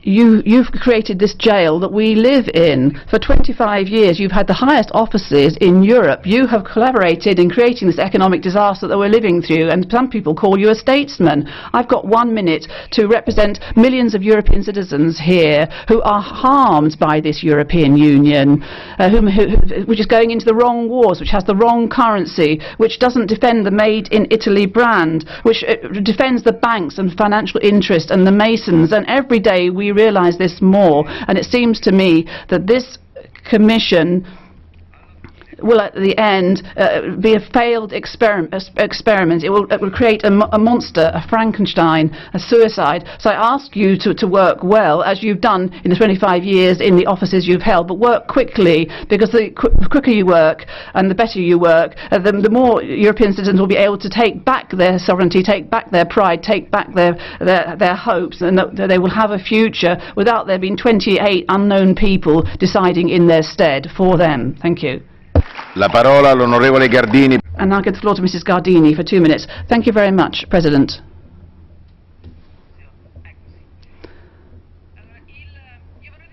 I'd like to remind you that the vote on the 25th of May has sent out a clear message, and that is that the challenges awaiting us, awaiting the European Union and its member states, are crucial challenges. And you, President, will have the task of leading a commission which can't be a routine commission. But in your words, I've always understood that you were fully aware of that, because right from the outset you attached a top priority to your programme, which is growth and employment, and you talked about this social dimension of Europe, and that's why from the outset that we've been able to put our trust in you. And today we will again put our trust in you, and we will remember your courage, the courage which you again said you have, and which you will continue to have. And you've also made it clear that the timing is not of secondary importance, and that's why you reasserted that you will present the investment programme along with Vice President Katainen before Christmas. And for that reason as well, we will be at your side, making you stick to your timing. You talked about a lot of timing, a lot of themes. I'd like to dwell on migration as an Italian, and you can understand how we support your desire to make migration a top priority. Migration is the sort of tragedy we've had in Pozzalla, we've had on the island of Lampedusa, and these tragedies should not be repeated, must not be repeated. But this has to be a European business. It can't just be something dealt with in the region. So I beg you, your Commission should have another look at the Mediterranean, have another look at what's happening there with more energy. And you've said, okay, we'll try to get citizens closer to Europe again. Will we be able to reduce drastically unemployment, give chances to our young people? Will we deal with all these major topics, or will this Commission be a failure? Well, Europe deserves better, deserves success. Our citizens deserve our success, and our peoples deserve it as well. Let's have a Europe that's proud of its historical legacy again, proud of its cultural legacy, proud of our rule of law and our social market economy. In the name of all of this, I wish you all the best for your work, President. La parola Now I give the floor to Mrs. Garcia Perez. Thank you very much, President. Today, Europe is at a deadlock, and in our hands, we can find an exit. The measures that we've taken to exit the crisis have not been successful, and this has had an impact on millions of men and women, and it would be unforgivable and a terrible mistake not to change this. Mr. Juncker and your college, today you have the responsibility, the historic one, to change things. You can have a Europe whose program should not just be austerity. It's a program that should go for smart growth and would put resources in facing the huge challenges. Countries like mine have turned desperate because there are millions of people who no longer believe in this project. We would like a sustainable Europe with an industrial policy that encourages entrepreneurship. We would like a Europe that is not a two-speed Europe of inequality. We would like to see protection of workers. We don't want people who are forced out of the system. Today, you will be given the trust of this chamber, but not with my vote. What you do need to win is the trust of the citizens, those people who are outside this parliament. And for this, Mr. Juncker, you will have to change the policy and you have to bring back a social Europe to its citizens. And now Mr. Dohrmann has the floor for 1 minute. Thank you, President.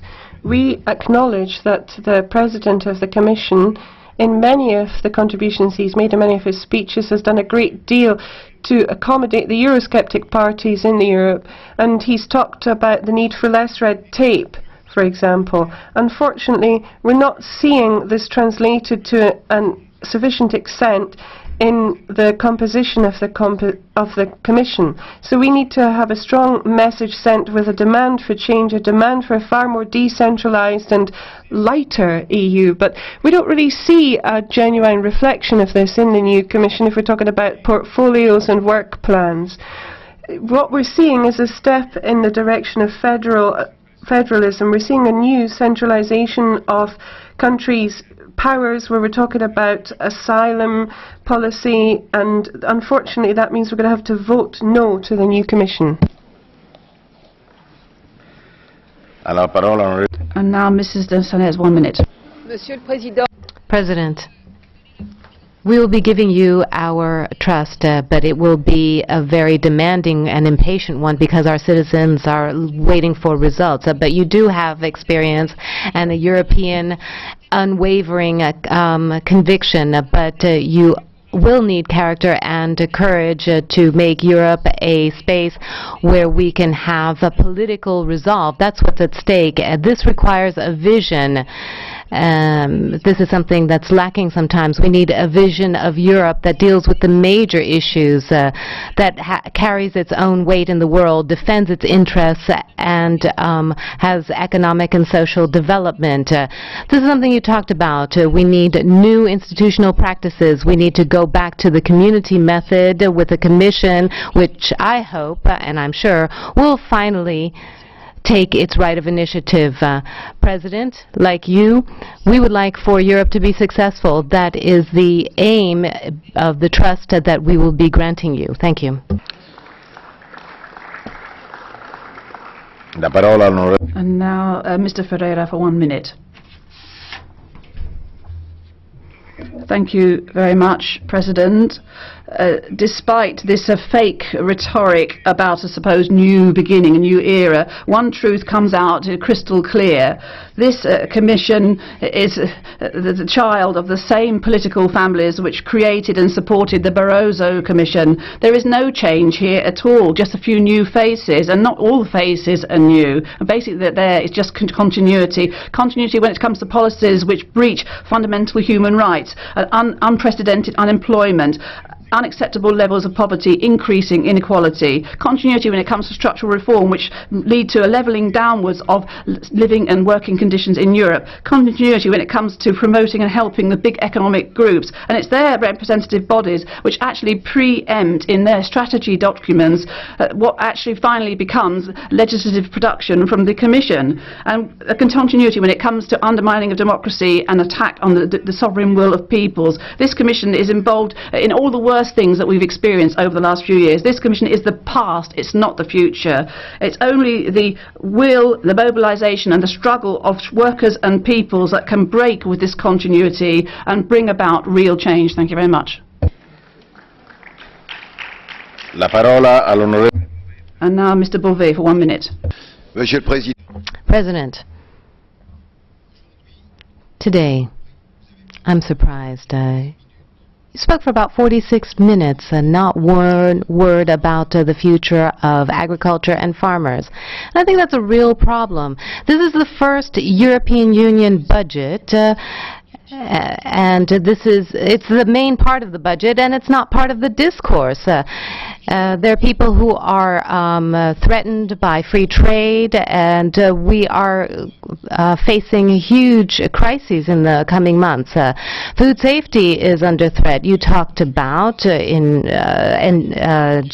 in July, and that was good, but we need a clear policy there. But you want to impose new products on consumers, nanotechnologies in food, titanium in yogurt to make it more white.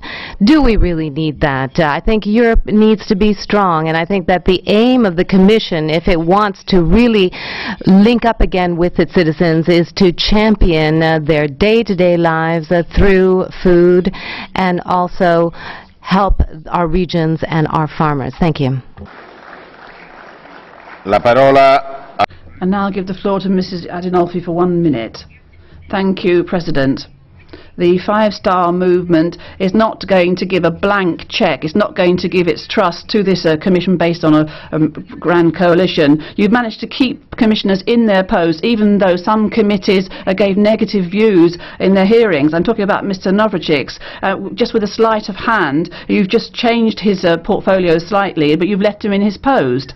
And we expected, at the very least, a new commissioner and a new hearing. And above all this happened against a backdrop of complete institutional silence, and decisions were taken behind closed doors very quickly, and even now we don't know who took these decisions. This is unacceptable. European citizens need to know this. The hearings of the commissioners should not just be a walkabout, a political walkabout, so that you have this appearance of democracy, and when in fact the choices are made somewhere else. And this sort of behaviour undermines the role of this Parliament and underroles democracy. The Commissioner for Culture, Education, Youth and Citizenship should not be somebody who was behind and who was inspiring illiberal reforms in their own country. Thank you very much. La parola all'onorevole. And now Epitideeios for 1 minute.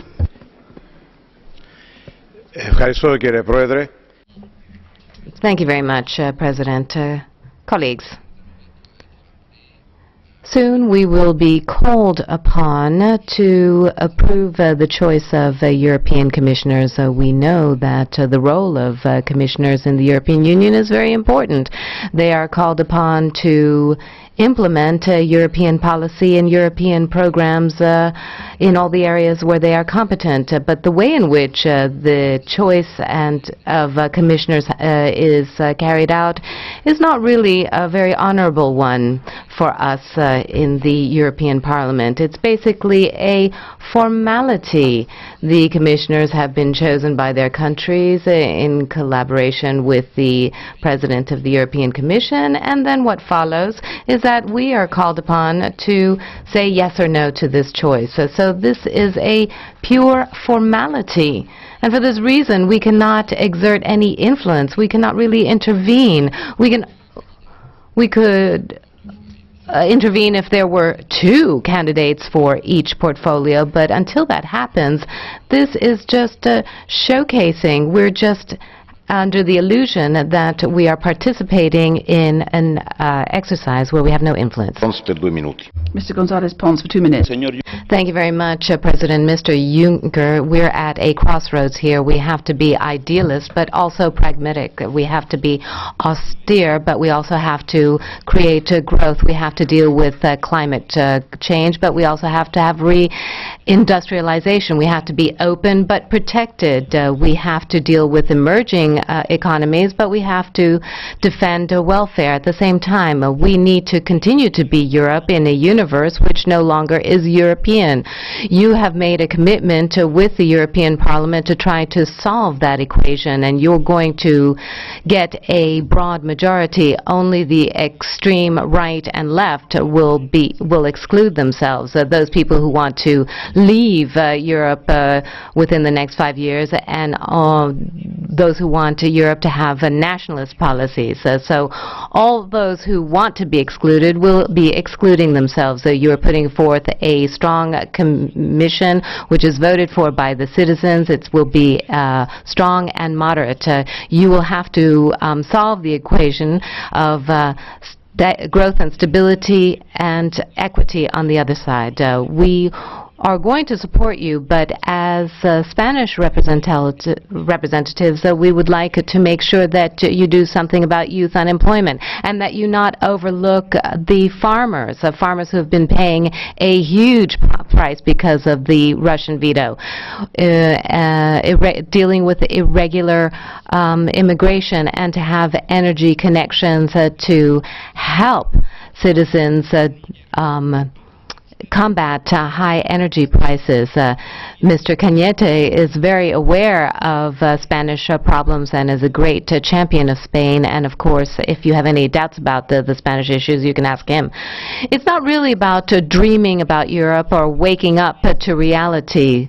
This is not these are not mutually exclusive, but we need to have a European dream because this is really our exit. I come from Valencia, and there, to those who go out on a journey at sea, we give them good luck, and may the winds be with you.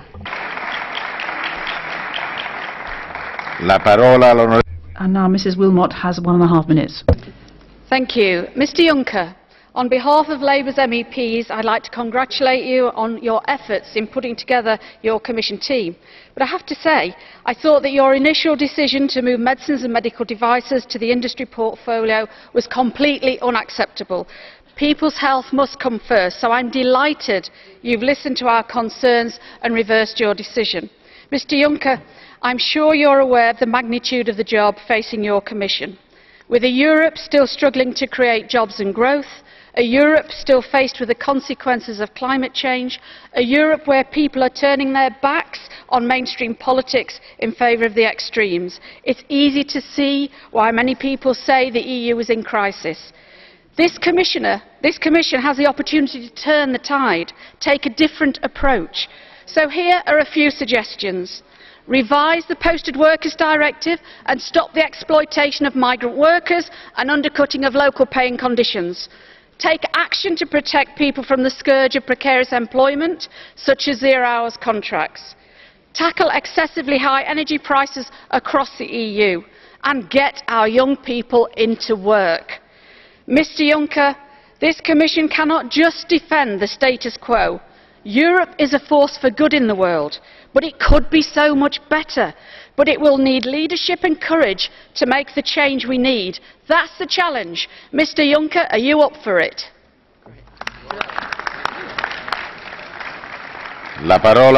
And now I give the floor to Mrs. Aladil for 1 minute. Mr. President, Mr. Juncker, we are not going to support your Commission because it has a federalist program which is in contradiction to our program. You want a European Public Prosecutor's Office, you want a harmonization of business tax, you want a financial transaction tax, you want redistribution of migrants and other things that we simply can't accept. Now we are starting to see that it was a mistake when the governments of member states had its right stolen by the Parliament the right to nominate the President of the Commission and have agreed with this Spitzenkandidaten, because then we see that the political parties will choose a dinosaur like you, who will be supported by a comfortable majority of the EPP and the Socialists, and nothing will change. There will be no reform. I have every reason for pessimism, and I am afraid that your Commission will unfortunately be worse than the Barroso Commission, and therefore I can't support it. La parola all'onorevole Lopez. Now I'll give the floor to López Bermejo for 1 minute. Juncker. Mr. Juncker, your College of Commissioners is very provocative. It's probably because you knew that the EPP and S&D would put their interests before the citizens. For environment and energy, there will be people who in their private dealings have fostered polluting industries and climate deterioration. For economy, it will be staunch austerity proponents, those who want to precarious work and throwing the public sector to the market. And as in Spain, this agenda will be imposed against democracy itself. We'll be rewarding authoritarianism with civil liberties portfolios. So when debating with your commissioners, I have been impressed by your faithfulness to the neoliberal framework. Here, the economy is competitiveness, and politics is reduced to governance. Your language is caustic and misleading. You cannot throw mobility and peace and social issues to the market, and for that reason we'll be voting no to your Commission. 1 minuto. 1 minute, Mr. de Graaff. We would like peace and prosperity, but what does the Commission want? If we're talking about taxing people's savings, for example, if we're going to see less European integration instead of more, we're talking about peace and prosperity, but we know that the imperialism of the EU knows no bounds, and this is to the cost of our security and safety. Citizens want to have peace and prosperity, but what does the Commission want? It's got EU travel agencies in North Africa to help people bring in their culture. Murder, rape and violence have become daily occurrences because of our open frontiers. We've got frontiers at the borders of our countries, and I think that the Commission is going to continue on this unfortunate path. I would say that we should start dismantling the whole thing. La parola all'onorevole. And I'll give the floor to Ms. Vălean for 1.5 minutes. Dear Commissioners, I was pleased to see this morning the presentation of a very strong Commission with a new approach, reinventing a new way of working efficiently. I particularly welcome the appointment of the Vice President responsible for better regulation, because we badly need a cross-sectorial evaluation of the impact of our policies on EU competitiveness. It is a critical moment for Europe, we all know that, and President Juncker, with your ambitious programme, which I wholeheartedly support, you have raised very high expectations and hope from us and from our citizens. I am glad to see that your ambitions for Europe match the challenges we are facing. You and your team will be holding tremendous responsibilities to carry Europe back on the growth path and regain the trust of our citizens in the common European project. The jobs, growth and investment package you said you will present shows that we are on the right path. I have long advocated for the wider use of financial instruments to stimulate private investment in the real economy. With the current public financing capacities, we need to be more focused and more efficient. We need a change of paradigm in financing. This only will allow us to raise the necessary investments. A word about an announced priority. Needless to say how important the digital single market is to stimulate growth and create employment in our economy. However, in this area, infrastructures are not the main challenge. The challenge is to find the right incentives for the companies to invest in their infrastructures. And this depends on the regulatory framework, which is now outdated and has to be modernized to find the right balance between players and the right incentives. I wish you good luck for the next 5 years. Thank you. La parola. Thank you, Mrs. Van Brempt, for 1.5 minutes. Dank u wel, voorzitter. Thank you, President. Commissioner Juncker and the Commission, you know that you will get support from my group for your Commission, but it hasn't been an easy exercise. There have been very tough discussions and a lot of thought has been put into this. But your Commission has been revamped a bit and we have confidence in your team. You know that as far as our group is concerned, a different Europe is important where we can have investment in people, in jobs and in our economy. But I'd also like to pass on to you that we're not talking about any old investment being enough for us, and that's why it was so important that sustainable development be put at the highest level and given to one of the most prominent commissioners. So this is linked to investing in the right place at the right time. To put it slightly differently, the 2030 energy package, the Lisbon strategy, these are important moments at which we can invest in sustainability. Sustainability, secondly, is not just about ecology, but it's about people. So not any old job is important to us, but a job which leads to people being able to have an income at the end of a month's work, and that people shouldn't be played off against each other, but Europe should be working together for social welfare, because that is what sustainable development means, and as far as that's concerned, that should be at the core of the policy of the forthcoming Commission. All the best with that. And now Mr. Van Dalen has the floor for 1 minute.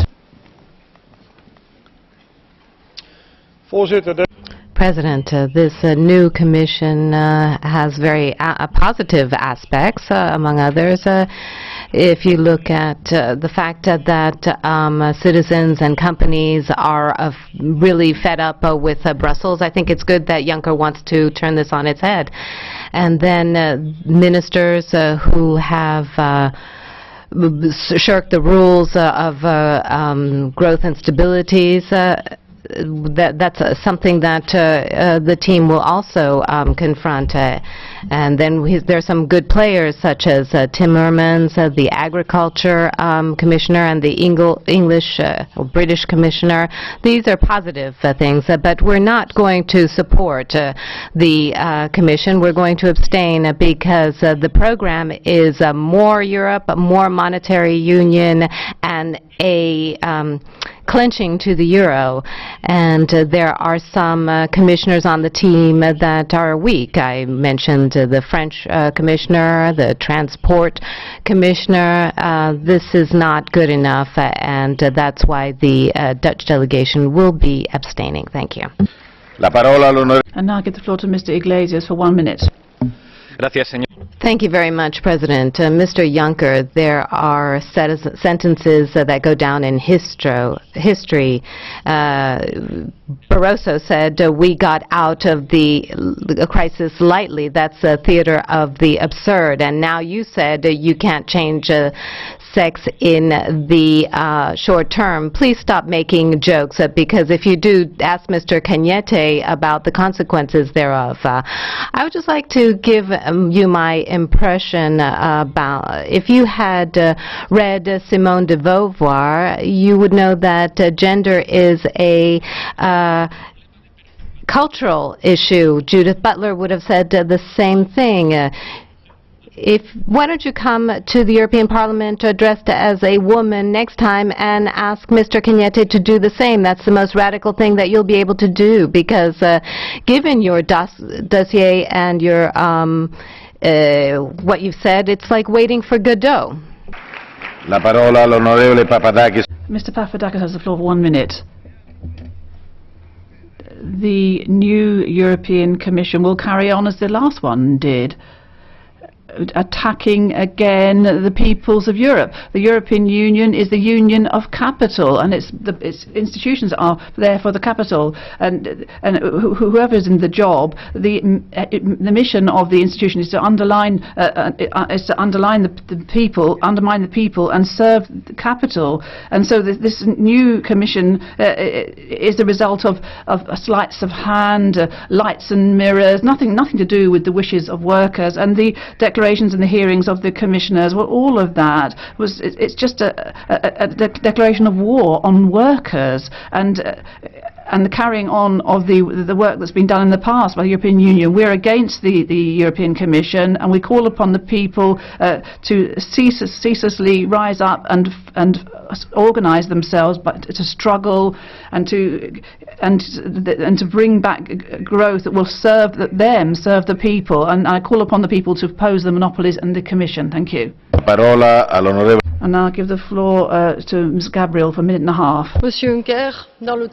Mr. Juncker, in the title of your program, you talked about democratic change. We can congratulate you about the major stride in democracy given the procedure to your election, but more legitimacy would live up to citizens' expectations, and I have expectations for the future college.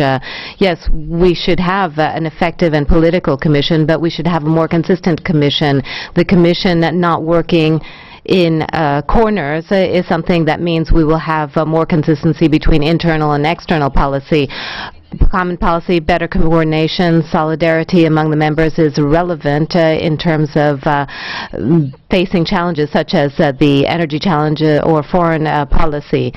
You were talking about immigration diplomacy and a policy which is based on dialogue and heightened dialogue with the transit and origin countries such as the southern Mediterranean countries. We need to deal with the substantive issues such as youth unemployment and precariousness. We need to have an intelligent visa policy. Thirdly, we need to do away with the feeling that there are different categories of European citizens. And Mr. Juncker, I would urge you to support Bulgaria and Romania joining the Schengen area because you are a very staunch proponent of free movement. Now, equality of women. We proposed Mrs. Georgieva, and we're very proud of her capacities and skills, but we're talking about economic growth today, and that economic growth will only happen without the economic potential of women.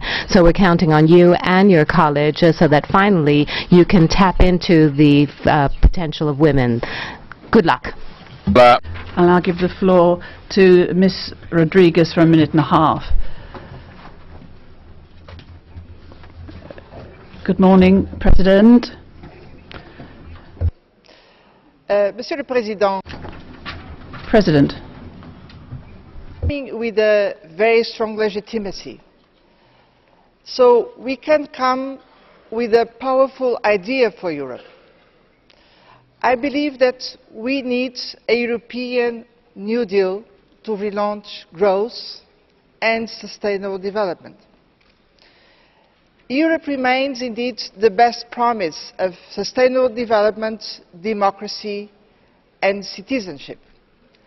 But we must recognize that we are confronted with important divergences now. So I believe that we really need to have an inspiring vision for the next phase of Europe 2020 strategy for growth and jobs, paving the way for the future, for more and better jobs, but we need to make sure that all member states do have the conditions to implement such a strategy. And that's why we need this New Deal. Fiscal discipline, certainly, but the top priority should now be growth. We should have reforms, but above all, we need to have investments for the future. And for this, we need to have stronger instruments, not only EIB and structural funds, but fiscal capacity and banking union. We need to complete the economic and monetary union. La parola all'onorevole Ms. McCarthy has the floor for 1 minute. What Europe needed in a new Commission was a change in direction. Certainly, across the Member States, the people demanded that change in last May's elections. The people of Europe, Mr Juncker, want and deserve an end to the austerity agenda, an end to the conservative, regressive and undemocratic policies that underpin the EU today. They want a social Europe that protects public services, that invests in sustainable jobs for our young people and reinvigorates the regions and rural communities. What is on offer today instead is more of the same. Forget about the personalities involved. This Commission is representative of the old boys club that is intent on continuing the socially regressive, undemocratic Europe that has become disengaged from the communities and the citizens it claims to serve. Sinn Féin MEPs will be voting against the college because we want a fair Europe in which member states work together on matters of mutual interest rather than the two-tier, unequal Europe that is represented by this Commission. Mrs. Grigole has the floor for 1 minute. Today we are going to approve the Commission, and this will be neither the best nor the worst Commission in the history of the EU.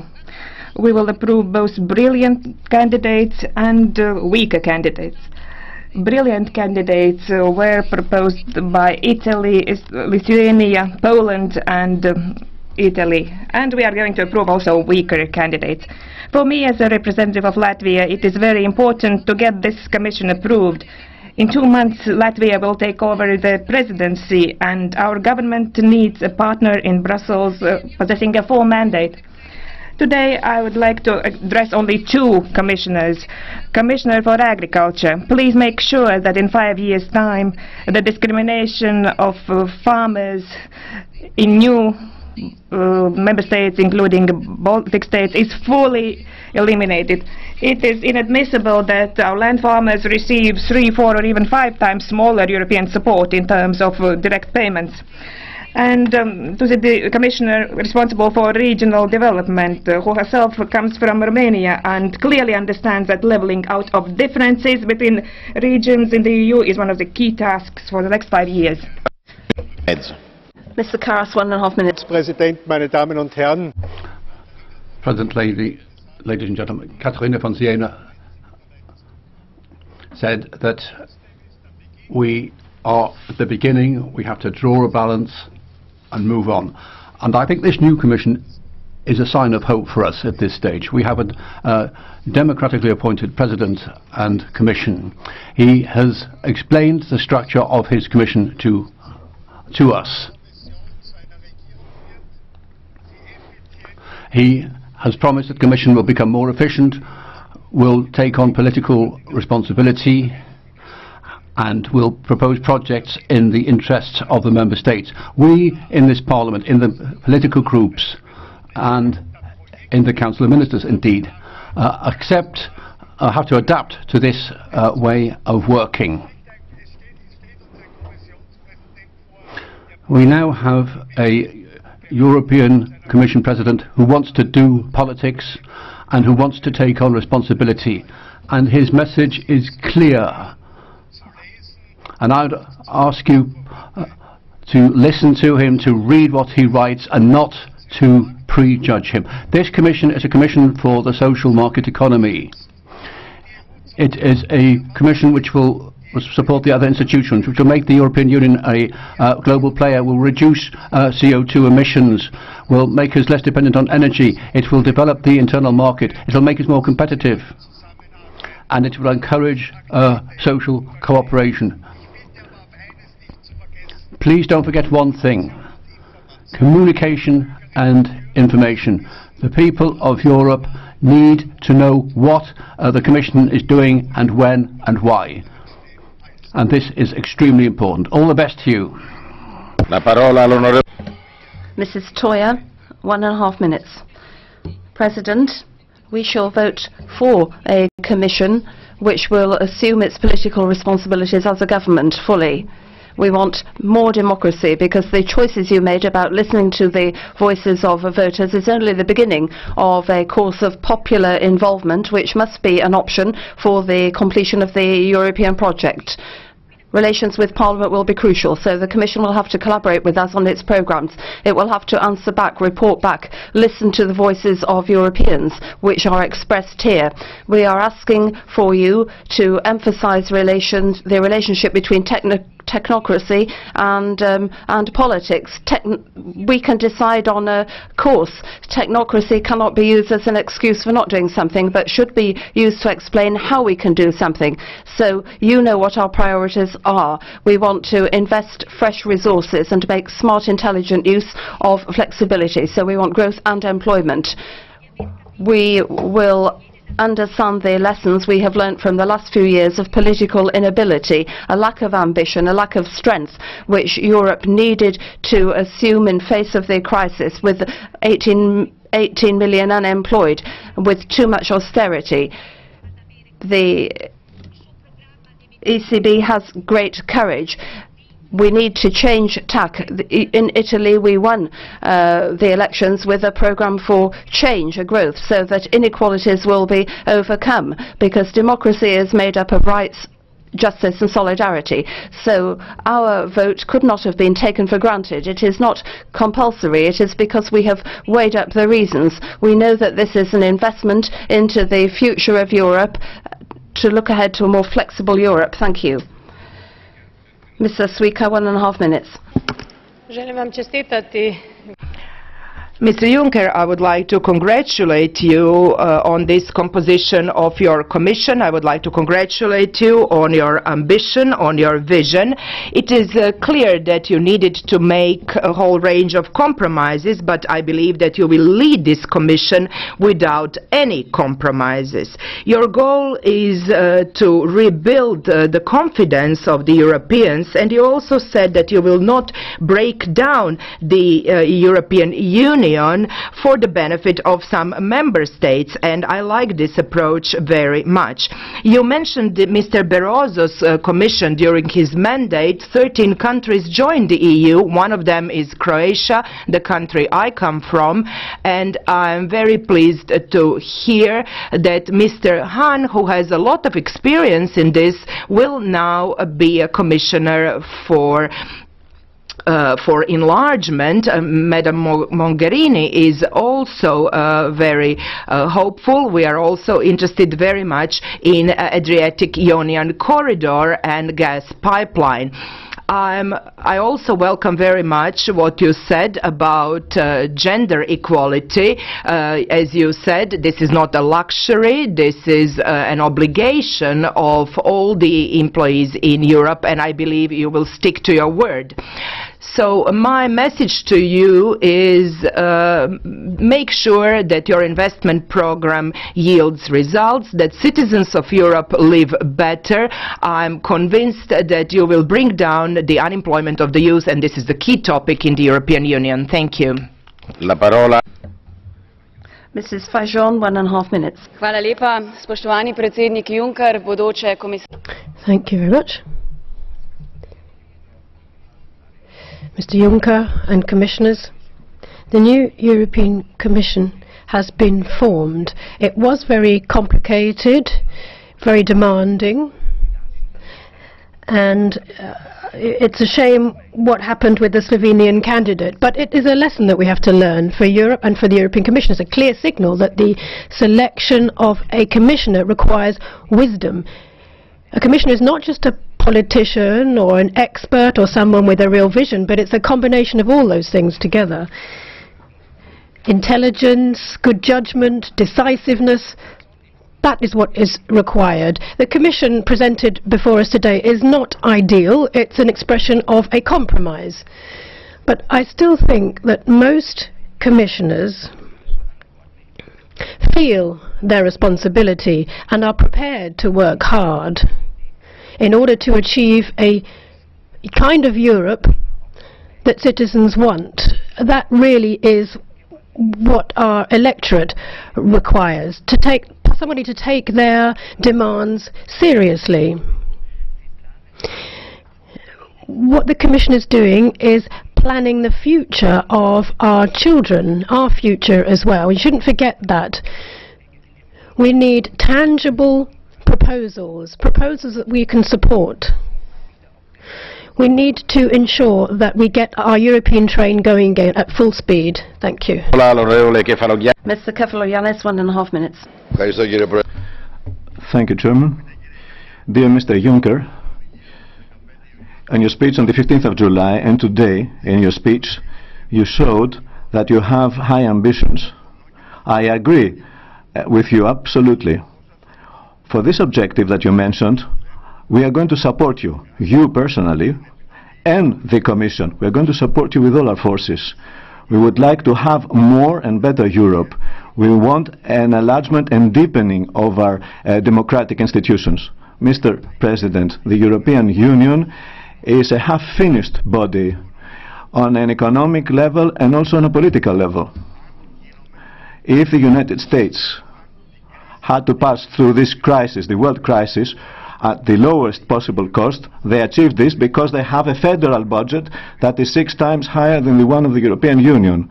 They can print during the crisis some money. They have the European bonds. They have bonds. We have nothing. We do not have a policy to be able to print banknotes of 1 and 2 euros. On a political level as well, what is the efficiency? What is our efficiency concerning the Ukraine, for example? What is our efficiency concerning Kobani, the crisis in Syria, the crisis in Iraq? What was our efficiency concerning the aggression and the violation of the exclusive economic zone of Cyprus by Turkey? The exclusive economic zone of the member states, is it not an exclusive economic zone of the European Union? For all these provocations, for all these problems and challenges, we are on your side. We are going to help you with all our forces. Thank you, Chairman.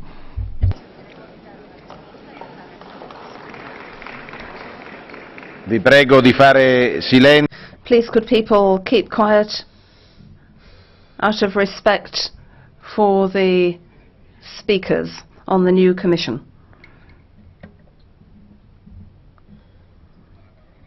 Now, Mr. Tang has the floor for 1.5 minutes. Thank you, Chair, and welcome to Mr. Juncker and his team. I have 1 minute and will only make 1 point. The new Commission, the Team Juncker, can push Europe in the right direction, towards the hearts and minds of Europeans, our voters, by making Europe more social, green and transparent. But to do that, to push in that right direction, Europe must get out of the muddling through scenario of low growth and high unemployment. To do that, we need to get the European economy back on track. Increasing private and public investment is key. Raising demand in the short term, improving the supply side in the longer term. That is why so many Social Democrats find the investment plan of 300 billion crucial for the economy and for Europe. We do not doubt the good intentions of the Commission, but we are really disappointed by the lack of detail thus far. Only if the investment plans turn out to be real and substantial, the Commission can continue to count on our cooperation. Good luck.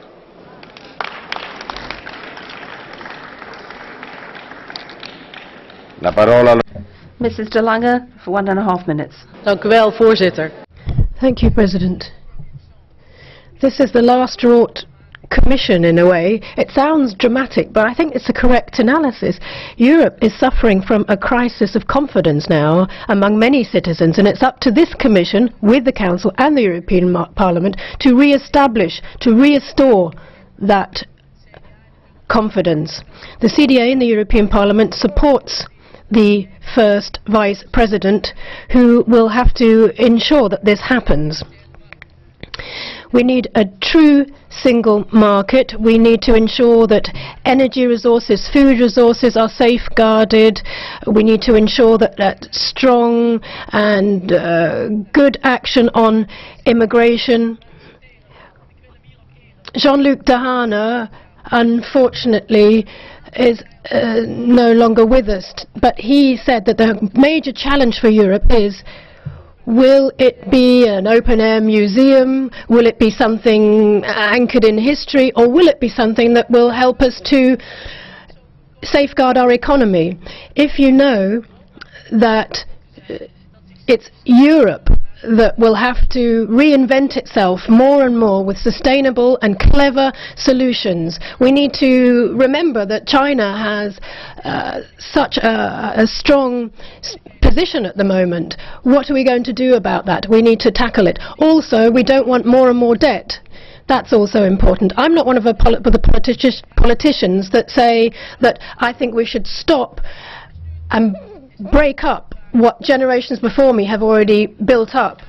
I want to continue this project, and I'm expecting you to take that tack as well, and I wish you every success in your work. Thank you. Sit down, please. Sit down, please. Silence, please. Thank you. Sit down.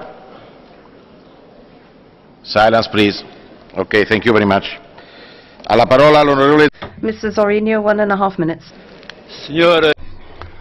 Mr. Juncker,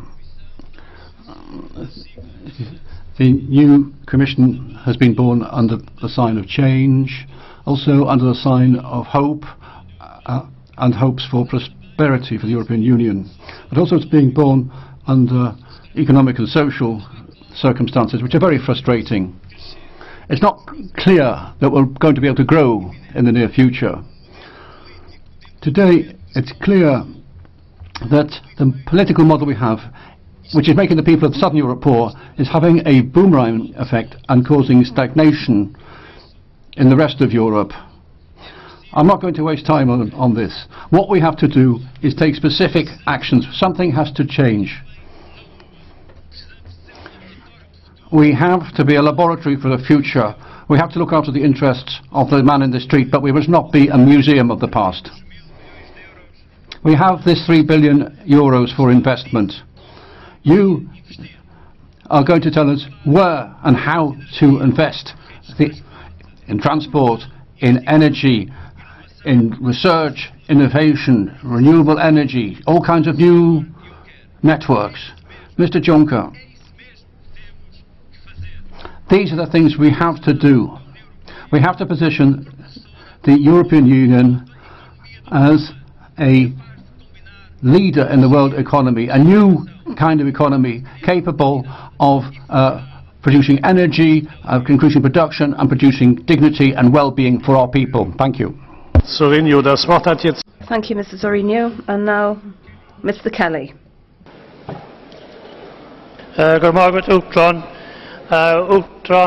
Thank you, President. President of the Commission, College of Commissioners, congratulations, and I wish you all the best for the tasks ahead of you. Congratulate President Juncker on the way he has divided what could be an unwieldy bunch of 28 independent-minded commissioners into an effective team. I think that's a good idea.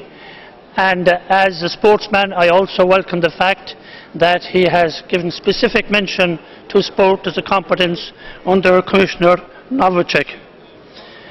I would also like to congratulate the Irish Commissioner Phil Hogan on his heavy responsibility in the agricultural portfolio. And I would ask President Juncker maybe to help him to reverse the decision of recent days where there was a raid on the emergency funds for farmers as a result of the pressure put on them due to Russian sanctions, taking 451 million, reducing it to a little over 80. That's not acceptable. Also, I welcome your commitment in relation to 300 billion, and especially the involvement of the private sector, because it's the private sector entrepreneurs who create jobs, not bureaucrats. In trade, I would urge you particularly to give great emphasis to LNG terminals in Europe, to improve security and diversity of supply, and also electricity interconnectors, which can be very effective, particularly using intermittent renewables. And finally, I want to welcome your commitment to TTIP, and also I would ask you to ensure that CETA and the Singapore deals are brought to finality as soon as possible. Mr. Juncker, you have a very ambitious plan. Please make the plan a reality from the word go. Thank you very much, Mr. Kelly. And now for the Socialist, Mr. Liberadzki. Thank you very much, President of the Commission. You said that you would restrict your prerogatives a little to the benefit of other members of the Commission, but I would say that that will not harm your responsibility, because if anything goes wrong, you'll be held responsible anyway. You said that you didn't want to be a servant of Parliament, but you would be serving society. And so we think that Parliament will be playing an important role in cooperation. You said that the world should be more secure, and you referred to the Islamic State and Ebola. But what do you think about our eastern borders? Because you didn't say anything about that. Is what is going on in the east safe for us? And a final point, 300 billion euros. I'm very pleased that you confirmed that sum, but from which source will that money come? And what can we do with project bonds? What can we do with the transaction tax? We'll be voting for you, and we wish you every success. Thank you. Thank you, Mr. Liberatsky. And now for the EPP, Mr. Rangel. Thank you very much, President. Commissioners designate. It falls to me to make the last statement this morning on the agenda before other speakers. I'm going to speak as a European, not as a Portuguese citizen. And what I'd like to remind you in this final comment of this debate, what I'd like to remind the designate Commission President and his colleagues is this. It will be up to the President and up to all the Commissioners to be responsible for the first time for being the true executive of the European Union, following a democratic election to your posts. So you have an enormous responsibility. It is now up to you to pull Europe into a new cycle, and please be aware of this responsibility. You have the support of the European people, but not the electors of Portugal, Slovenia, or all the individual electorates in individual countries. No. You have the support of the European people following the election of the 25th of May. So you now have full governmental responsibility. Thank you, Mr. Rangel. Ladies and gentlemen, that brings the list of group speakers to an end. And now we move to the so-called catch the eye procedure. But since there is a great deal of noise in the chamber, please could you all take your seats and stop having spontaneous political group meetings in the aisles of plenary. I have numerous requests for catch the eye, but we can only do this for 5 minutes, colleagues.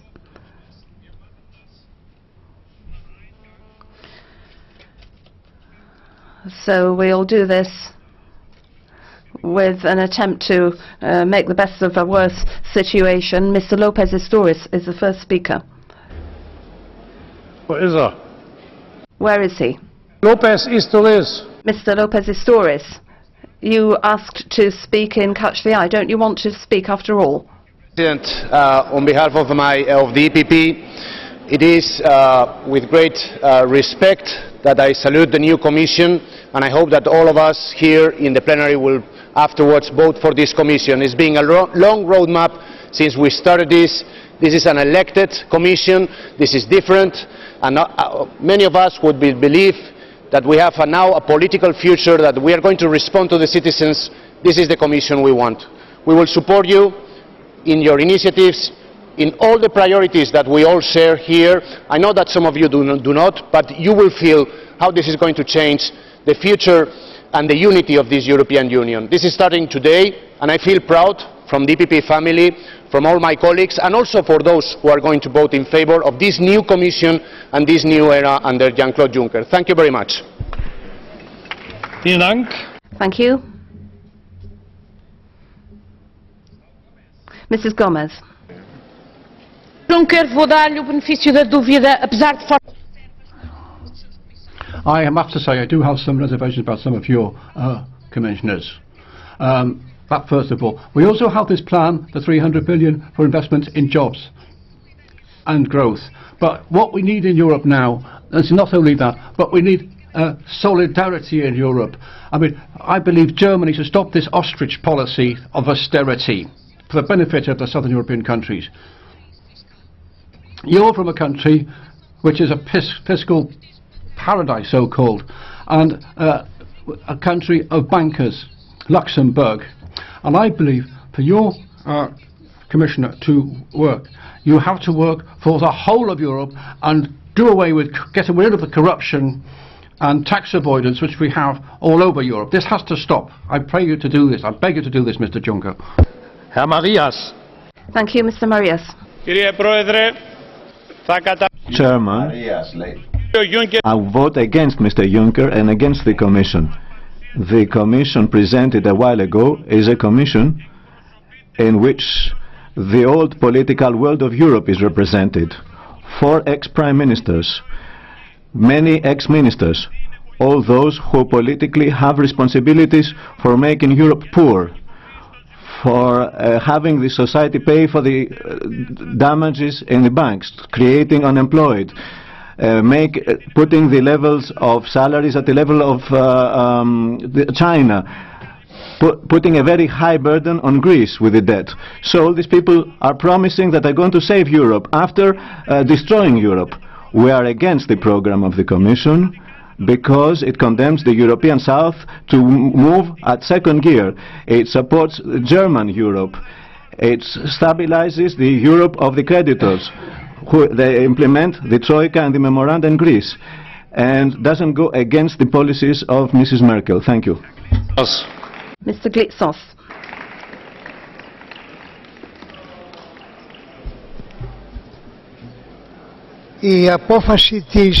Thank you, Chairman.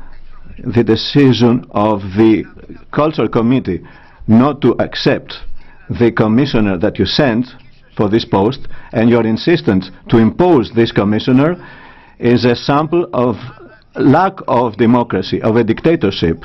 And the things I hear about democracy enter from one ear and exit from another. As a human being, as a person, I feel sad having to see people facing and representing such things. But Plato could be a friend, but the supreme friend is truth. And the power of the people is the basis of democracy.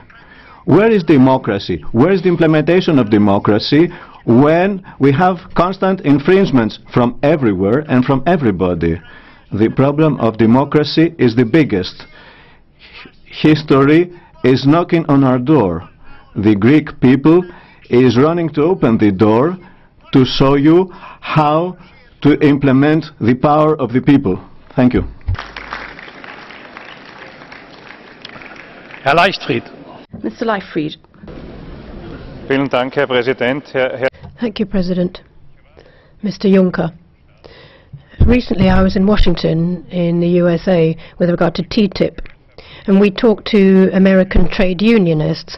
One of them said TTIP is not an agreement between 2 states. It's an agreement for major corporate players on both sides of the Atlantic trying to impose their rules on the other side. And that would mean for Europe less democracy, less freedom, a lower status for the rule of law. You talked about this, but I want to urge you again, be extremely cautious, be vigilant, because free trade is important, yes, but it shouldn't sacrifice what Europe actually means: rule of law, democracy, freedom.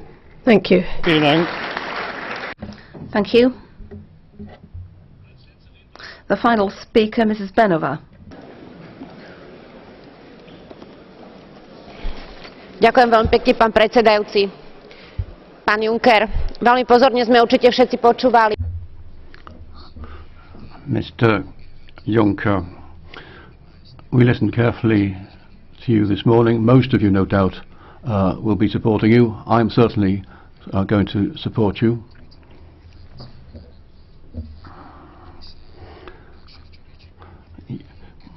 You now have a very experienced Commissioner in Mr. Šefčovič, a representative of my country, which I'm pleased about, of course, and you put forward a very attractive programme, but I'd like you in particular to pay attention to social policy in your programme. In Slovakia, average incomes are very, very low, much lower than in your country, Luxembourg. So there's a lot to be done in the area of social policy. The situation of our people has to be improved. So I wish you every success in your work. Thank you. Thank you, Mrs. Beneva. That is the end of the debate.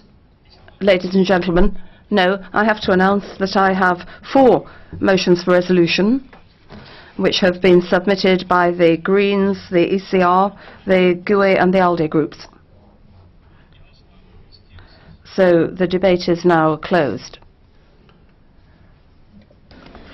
Kommen nun zur Abstimmung zur Wahl der Kommission. We now come to the vote on the Commission.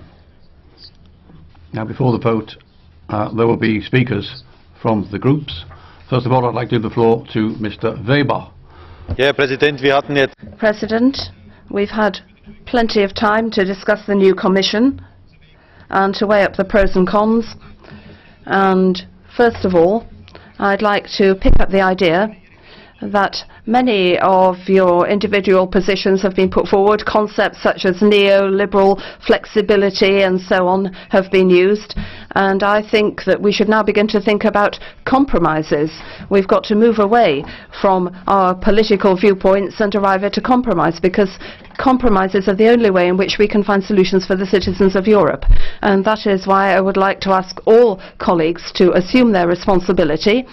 And anybody who doesn't support the Commission today, anybody who rejects it, if there isn't a majority in favour of it, anybody who contributes to that runs the risk of adding to instability and insecurity in Europe. And I really do appeal to Mrs. Harms and the Greens again, because the fact that for certain internal reasons, which we can understand, you might vote against, I would counter that by saying that Europe will certainly not be better in a better position in the climate talks if we don't have an efficient working Commission. I think that we can contribute that argument as well, and that should be weighed up.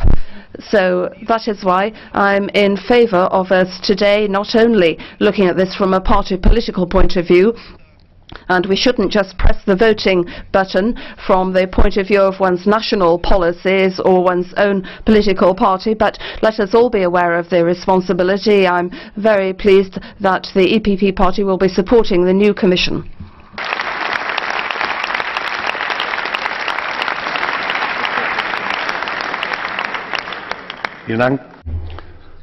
Thank you very much. Mr. Pittella, please. Thank you, President. Mr. Juncker, I would like to confirm the positive vote from the Socialists and Democrats, because there's a positive new architecture for Europe that you've chosen via your Commission. Now, you've talked about austerity policies. Well, I would add that if you want courageous structural reform in a situation where there's low growth, you've got to ensure that you make the most of the flexibility enshrined in the treaties. A social AAA, I like that. I like the concept of that, because it will help the weakest citizens that we have. Our rating agency is our citizens. Also, a focus on investments, that's decisive as well. I listened to what the colleagues of my group have said.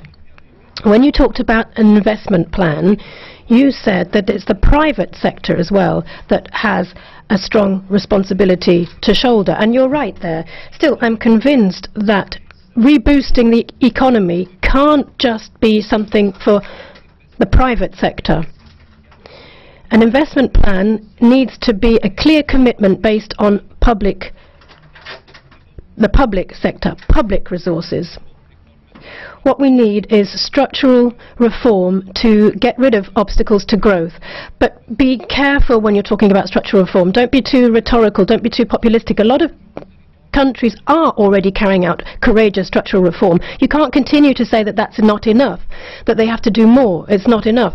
Perhaps if, despite those reforms, growth doesn't get boosted, then perhaps the structural reforms are not enough. But what you need is a rebooting of domestic demand. We have a major challenge for Europe, and that is that there's a weakness of domestic demand. Now, finally, I'd just like to say a few words on solidarity. That is the very heart of our European project, for our European citizens, but also beyond Europe. You, quite rightly, talked about the Ebola tragedy. You were right to do that, but that is a test for us. It's a test for us to tackle that. Whatever people's nationality is, we don't want to leave anybody behind. Don Luigi Ciotti said that it's not so much important to be a believer, you've got to be believed. And that's the challenge that we have in politics. We've got to take up the challenge. That's our challenge. Thank you.